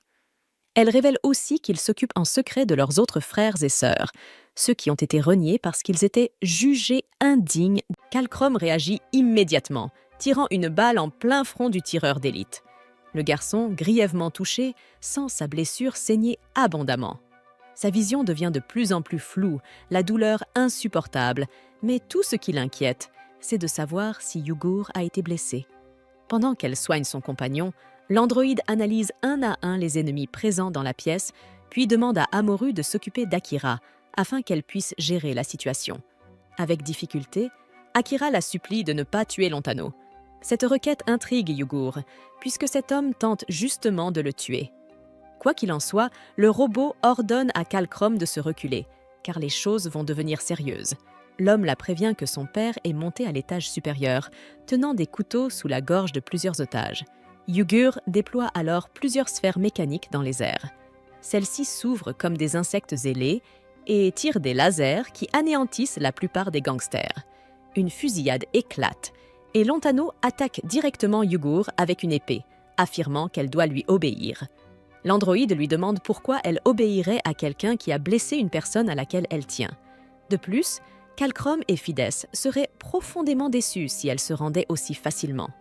Sur ces mots, Yugur saisit la lame ennemie à main nue, la brise en deux, puis enchaîne 2 coups de pied puissants qui projettent le mafieux à travers la pièce. Elle laisse ensuite aux enfants de l'homme le soin de décider du sort de leur père, avant de se précipiter pour s'occuper d'Akira. Kalcrom rappelle à sa sœur qu'ils doivent prouver, par leurs actes, qu'ils sont dignes de devenir les successeurs de la famille, ce qu'il compte bien démontrer en rechargeant son revolver. La scène suivante nous transporte sur une montagne, où Toasa Omaji travaille dans son atelier sur un alliage de titane doré. Ikikishima, l'assistante robotique de la scientifique, lui signale qu'elle travaille sans interruption depuis 27 heures et qu'elle devrait se reposer. Mais Toa insiste. Elle est presque au bout de son œuvre. Elle demande alors à Ikikishima si elle pense que les machines peuvent éprouver des sentiments pour un humain. Le robot répond qu'elle aime sa propriétaire, mais ce n'est pas ce que Toa veut dire. Elle parle de quelque chose de plus profond. Pensant que la conversation porte sur l'amour et les émotions véritables, Ikikishima admet qu'elle ne possède pas de sentiments. Toa lui confie qu'elle espère qu'un jour, elle comprendra vraiment, puis écrit sur le mur la mention « Nouveaux matériaux ». Ensuite, nous retrouvons Akira, qui se réveille dans son lit et remarque que Yugur le dérange d'une manière assez étrange. En réalité, l'androïde est en train d'attacher un porte-bonheur autour de sa cheville pour accélérer sa guérison, un charme identique au sien, provenant d'un ancien modèle d'androïde conçu par père. Akira porte la main à sa poitrine et remarque la cicatrice. Mais la douleur a complètement disparu. Il demande depuis combien de temps il dort, et à ce moment-là, Amoru surgit dans la chambre et le serre dans ses bras en voyant qu'il est enfin réveillé. Elle lui explique qu'il est resté inconscient pendant 1 semaine entière, jusqu'à ce que Fid et Kalcrom arrivent pour prendre de ses nouvelles. Akira répond qu'il se sent étonnamment bien, et Amoru lui murmure à l'oreille que c'est parce que Yugur s'est très bien occupé de lui. Le garçon remercie l'androïde, qui rougit aussitôt.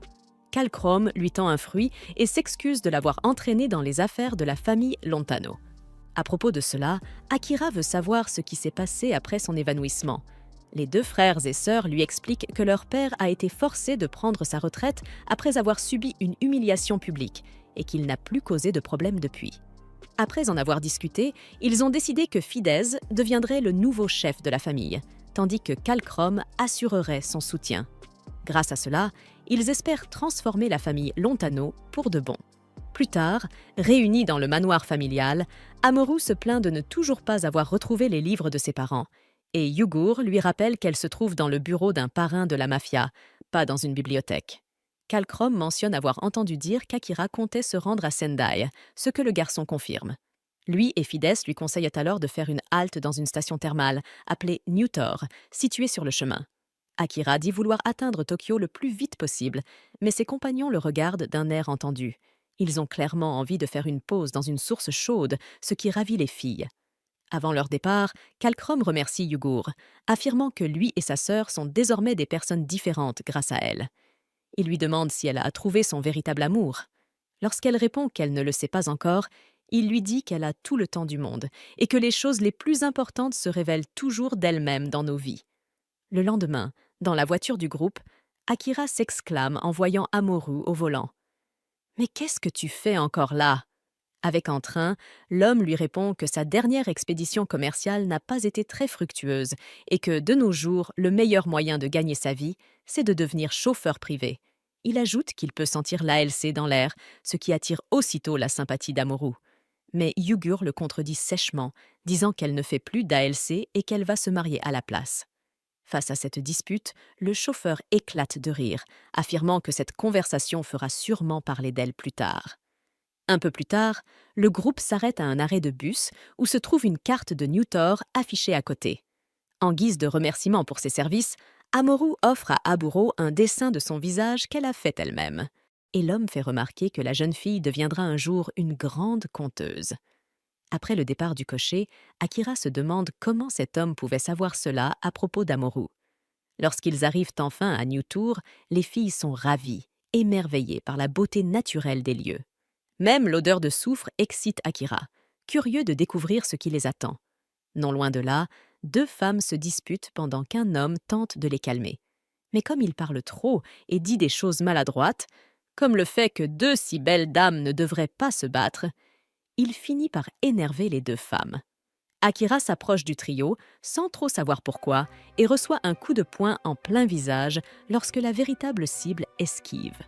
À cause de cela, la femme qui l'a frappé lui apporte de la glace et s'excuse 1000 fois de l'avoir touché en plein visage. Akira demande si l'homme du groupe est le séducteur qui brise le cœur des jeunes filles, mais celui-ci explique que non. En vérité, il n'est qu'un invité, quelqu'un qui n'a pas pu fermer les yeux devant une petite dispute entre dames. La femme reconnaît que ce gentilhomme ne faisait qu'essayer de calmer la situation et il se présente alors sous le nom de Yokureita. Quant à elle, elle s'appelle Ajisai, la propriétaire du Kiji no Yu. Akira lui demande comment la dispute a commencé et Ajisai explique que Hanyama est sa partenaire Aelsi, ainsi qu'une ancienne commissaire toujours débordée. Elles avaient décidé de vivre ensemble et Hanyama avait promis de quitter son ancien travail pour aider Ajisai à gérer l'auberge. Mais elle n'a pas tenu sa promesse et a continué à travailler là-bas. Résultat, elle est toujours occupée, ne rentre presque jamais et a même oublié l'anniversaire d'Ajisai plus d'une fois. Changeant de sujet pour s'excuser auprès du garçon qu'elle a frappé, Ajisai lui offre une chambre gratuite. Amoru, surgissant à ce moment, commente en riant que le coup reçu en valait la peine. La propriétaire les conduit alors à la chambre Azalée, dont la vue magnifique fait briller les yeux d'Amoru. Selon l'hôtesse, cette chambre est la grande fierté du Kiji no Yu. En plus du célèbre bain mixte de l'auberge, ce qui fait rougir Akira et Yugur de honte, tandis qu'Amoru se frotte les mains à l'idée de se baigner avec eux deux. D'ailleurs, la propriétaire affirme que ces bains ont un effet semblable à celui de Cupidon. Et beaucoup de visiteurs qui entrent ensemble dans la source chaude finissent par devenir des couples. Selon Yugur, il semblerait que cette source thermale accorde la bénédiction du destin. À ce sujet, Ajisai demande si les trois voyagent ensemble dans l'ALC, mais Akira répond que non, et qu'il ne prévoit pas de le faire. Amoru soutient qu'il devrait, tandis que Yugur insiste pour qu'il se marie, agissant comme une enfant obstinée. L'homme s'assoit par terre, les bras croisés, et déclare qu'il n'en est pas question, ni mariage, ni ALC, et encore moins un bain partagé. Amoru abandonne donc l'idée et invite Yugur à venir profiter de l'eau avec elle. Pendant le bain, la petite fille commente qu'Akira peut parfois être insupportable. Yugur est d'accord, mais elle semble triste. Alors son amie s'approche pour comprendre ce qui ne va pas. Yugur avoue que ces derniers temps, chaque fois qu'elle regarde ce garçon, elle ressent une étrange oppression dans sa poitrine. Dans le sauna, après le bain, Amoru se demande si l'androïde ne serait pas amoureuse, puisqu'elle a lu dans un livre qu'il est courant que le cœur s'emballe lorsqu'on pense à quelqu'un de spécial. Cependant, elle remarque que Yugur ne dit jamais qu'elle aime Akira. Le robot répond qu'elle le dit souvent, mais elle sait que ce n'est pas vrai. De son côté, la petite fille déclare qu'elle aime Akira et Yugur très fort, tellement qu'elle aimerait former un ALC avec eux deux et rester ensemble pour toujours. Plus tard, Akira découvre une carte du Tohoku accrochée au mur. Cela fait un moment qu'il s'est réveillé dans le futur, mais il a encore bien plus de questions que de réponses. Yugur arrive et lui demande si quelque chose le tracasse, mais il n'est pas d'humeur à en parler. Cette affaire est confidentielle. Yugur grommelle qu'elle ne dit pas cela de son plein gré, mais finit par répéter la même phrase lorsque l'humain lui demande ce qui est arrivé à ce monde. Il lui demande pourquoi elle a été créée, et l'androïde donne encore la même réponse. Puis, lorsque le garçon mentionne Tawasa Amagi, Yokureita entend ce nom. Après avoir renvoyé les deux femmes avec lesquelles il flirtait, l'homme explique qu'il travaillait autrefois pour Oul, il y a longtemps, et que c'est là qu'il a entendu parler du professeur Amagi. Akira et Yugur le regardent avec méfiance, mais il leur assure qu'il n'a plus aucun lien avec Oul et qu'il n'est désormais qu'un simple universitaire. De plus, parlant à voix basse, il leur assure qu'il n'a jamais été du genre à livrer des androïdes à l'organisation. Akira comprend alors que l'homme sait déjà pour Yugur, mais décide tout de même de lui demander ce qu'il sait sur Tawasa Omaji. Yokureita avoue qu'il n'en sait pas grand-chose, mais avant de continuer, il demande si cela ne dérange pas Yugure qu'il révèle des informations confidentielles. Elle répond que tant qu'Akira obtient ces informations par ses propres moyens, elle n'interviendra pas. Dans ce cas, dit-il, il leur promet de tout leur raconter, à condition qu'ils arrêtent d'être aussi formels entre eux. Une fois cela accepté, il leur montre une carte et révèle qu'une guerre entre l'humanité et l'intelligence artificielle a éclaté en 2052, provoquant la mort de milliards de personnes. Aujourd'hui encore, il est facile de voir à quel point la carte du monde a changé à cause de ce conflit. Le professeur Omaji fut la sauveuse qui mit fin à cette dévastation. Cependant, personne ne sait vraiment ce qui s'est passé, car, en plus des restrictions imposées sur les technologies de traitement numérique, Houle limita également l'accès au savoir historique, une tentative désespérée d'empêcher ce sombre passé de se reproduire. De nos jours, les gens ignorent totalement que ce monde a été bâti sur d'innombrables sacrifices. Akira demande comment elle a mis fin à la guerre et Yokureita explique que ce fut grâce à la mise en place de la série externe, un programme d'androïdes armé créé par Omaji. À ce moment-là, les femmes avec lesquelles Yokureita flirtait l'appellent pour qu'il revienne. Mais avant de partir, Akira lui demande ce qu'il est advenu de Tawasa par la suite. L'homme répond que personne ne sait ce qu'elle est devenue après la guerre. Omaji a fondé Houle aux côtés des 6 sages, puis elle a disparu sans laisser de traces. Akira garde néanmoins l'espoir qu'elle soit toujours en vie. Mais Yokureita lui rappelle que la guerre a eu lieu il y a 200 ans et qu'il ne semble pas raisonnable de croire qu'Omaji puisse encore être vivante. Après cette conversation, Akira devient songeur, repensant à toutes ces révélations impressionnantes sur la guerre contre les intelligences artificielles et la fondation d'Houle par les mains d'Omaji.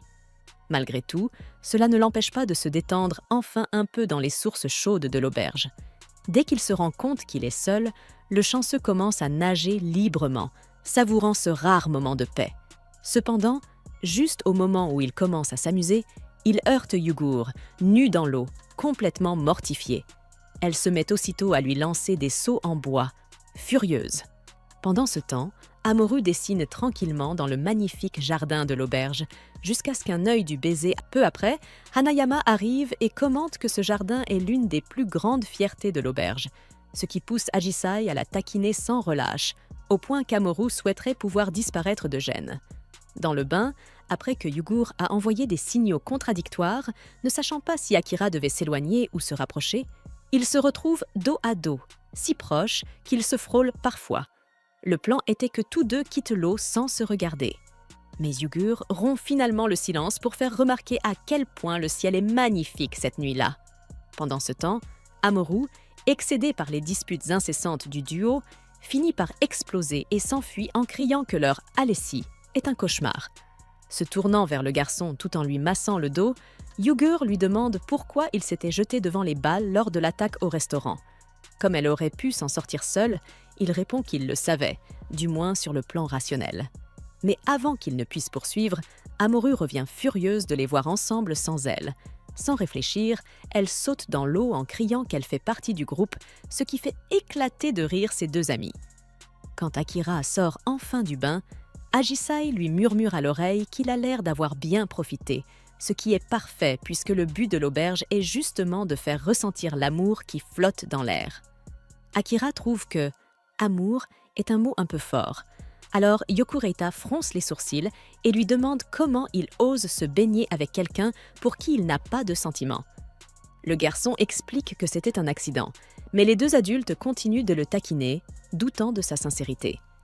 Lorsque Yugur et Amoru reviennent, la jeune artiste demande quel serait le meilleur endroit pour faire un croquis. Yokureita lui indique sur la carte le cratère du 3e impact, un immense gouffre formé pendant la guerre, qui offre aujourd'hui une vue splendide malgré son histoire tragique.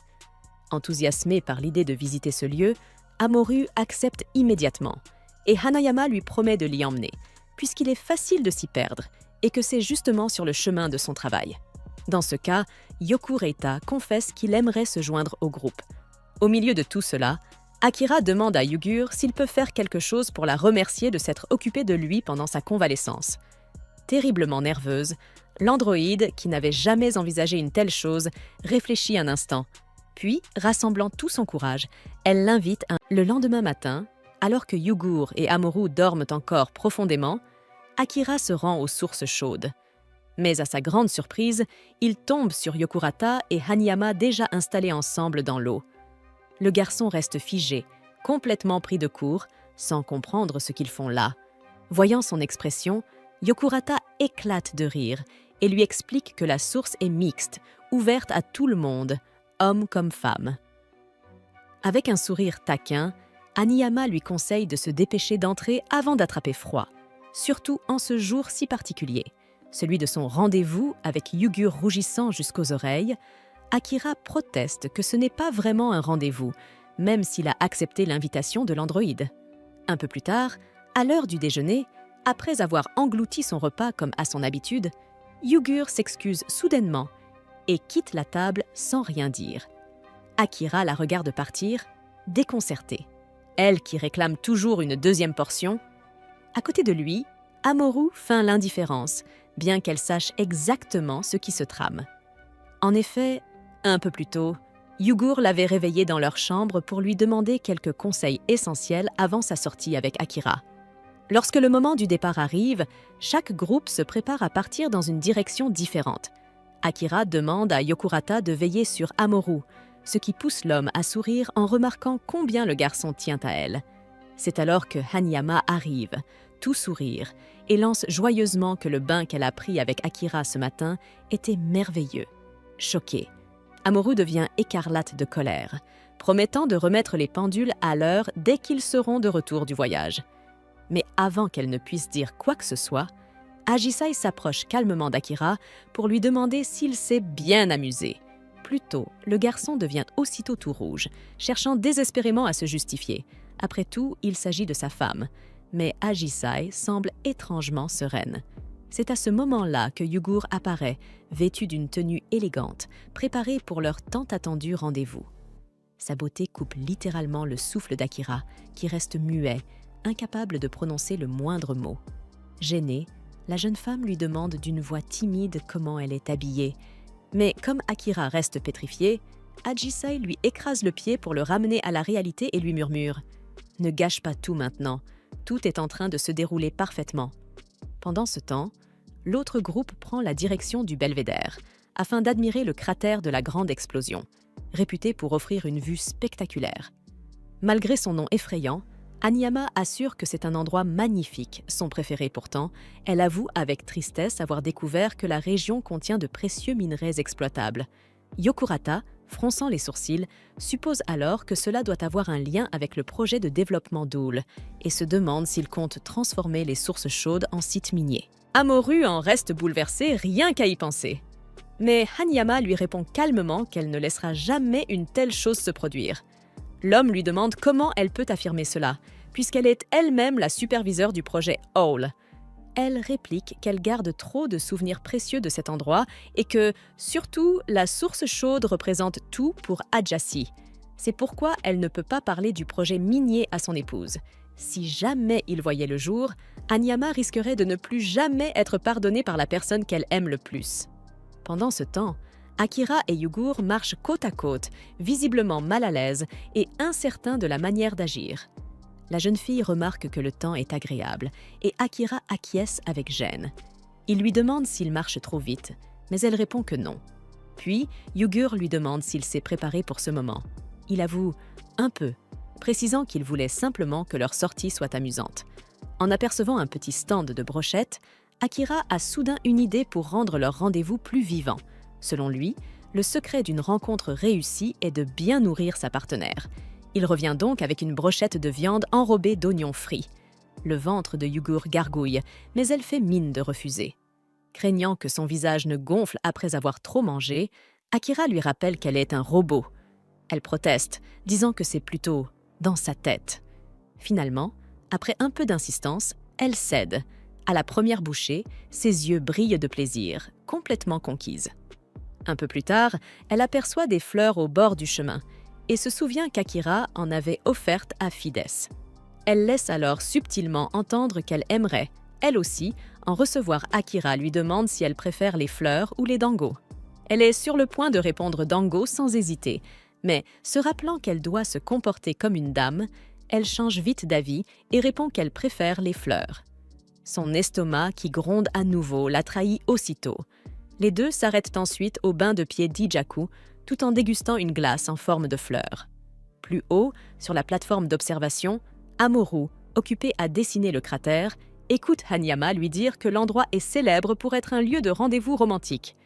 Cette remarque fait sourire Amorou, qui se souvient que Yugur l'avait réveillé très tôt ce matin pour lui demander conseil sur son premier rendez-vous avec Akira. En apprenant que ces deux-là sortaient ensemble, Amorou avait tout tenté pour les accompagner. Mais Yugure, rassemblant tout son courage, lui avait demandé de les laisser seuls. Après beaucoup d'hésitation et une belle crise de jalousie, Amorou finit par céder et accepte, non sans amertume, de laisser passer cette fois.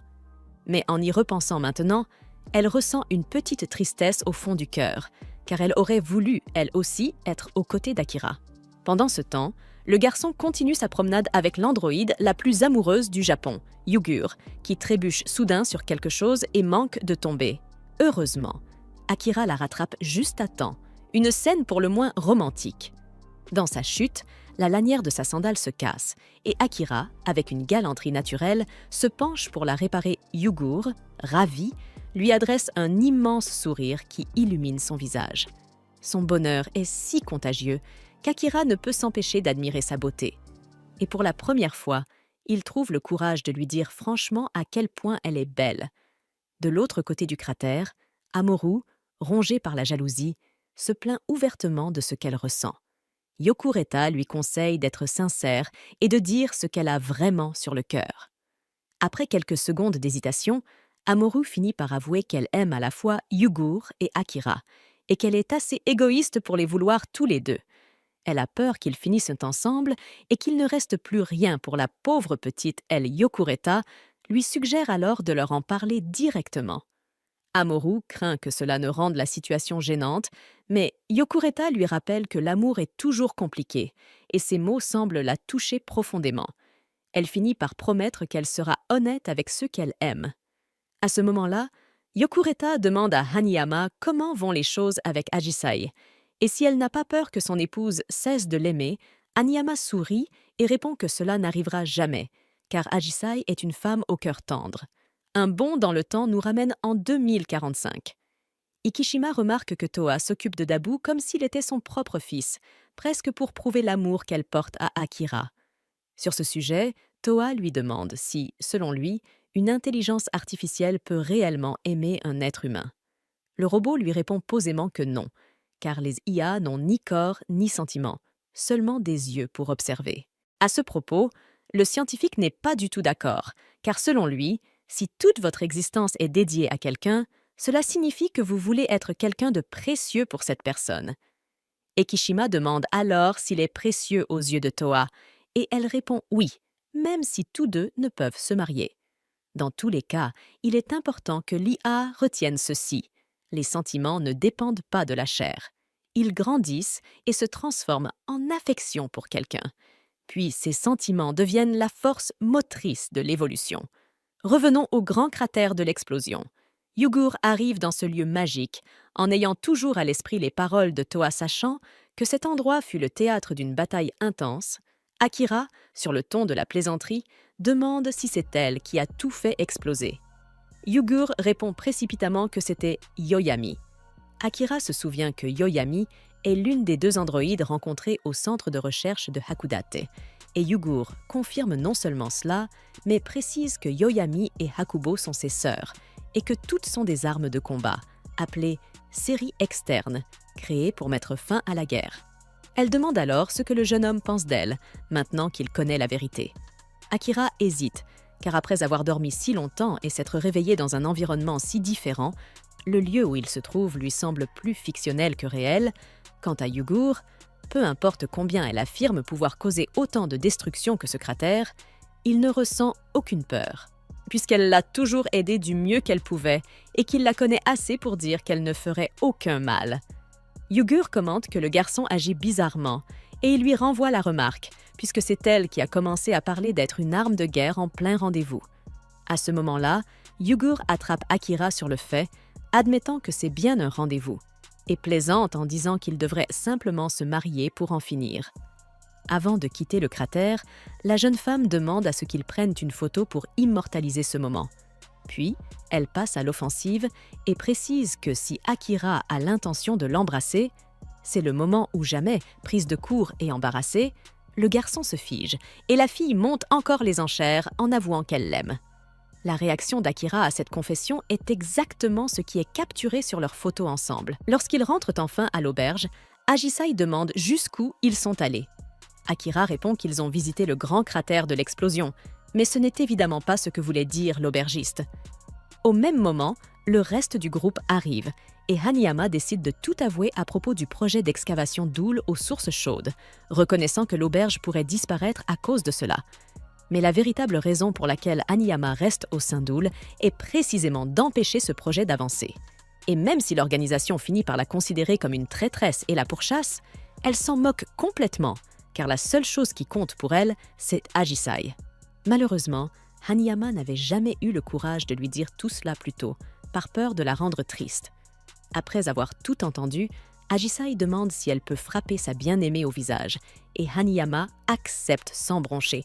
Cependant, Agisai change d'avis, l'embrasse tendrement et lui dit simplement qu'elle est là pour porter ce fardeau à ses côtés, par amour.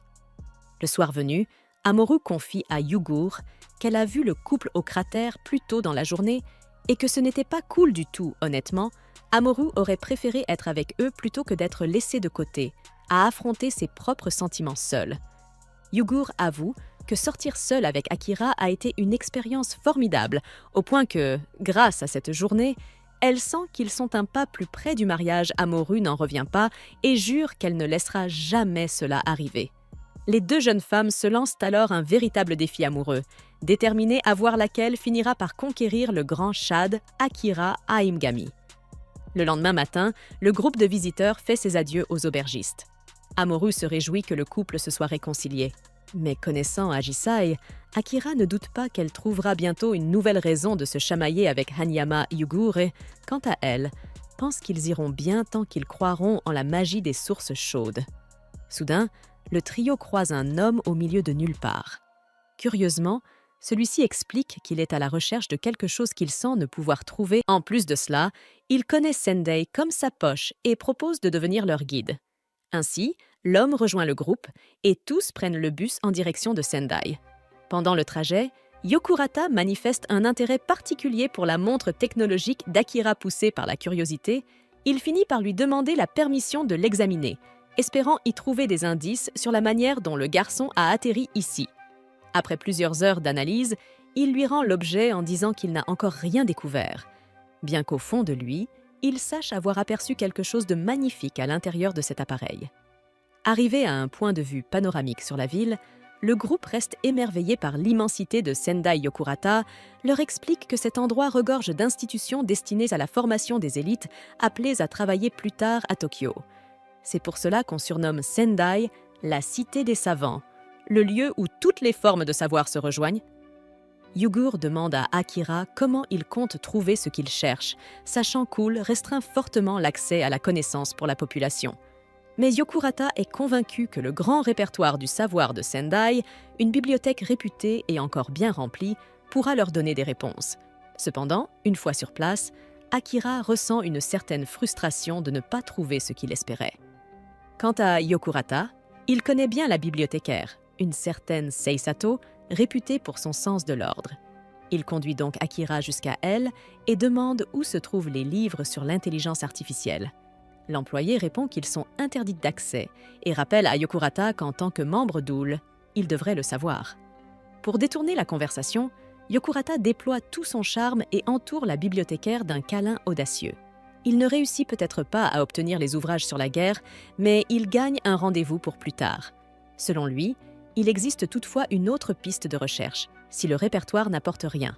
Tokyo. Le prochain train pour la capitale partira demain après-midi. En attendant, ils pourront explorer les archives secrètes de la bibliothèque, auxquelles Yokurata a curieusement accès. grâce à la clé personnelle de Seisato.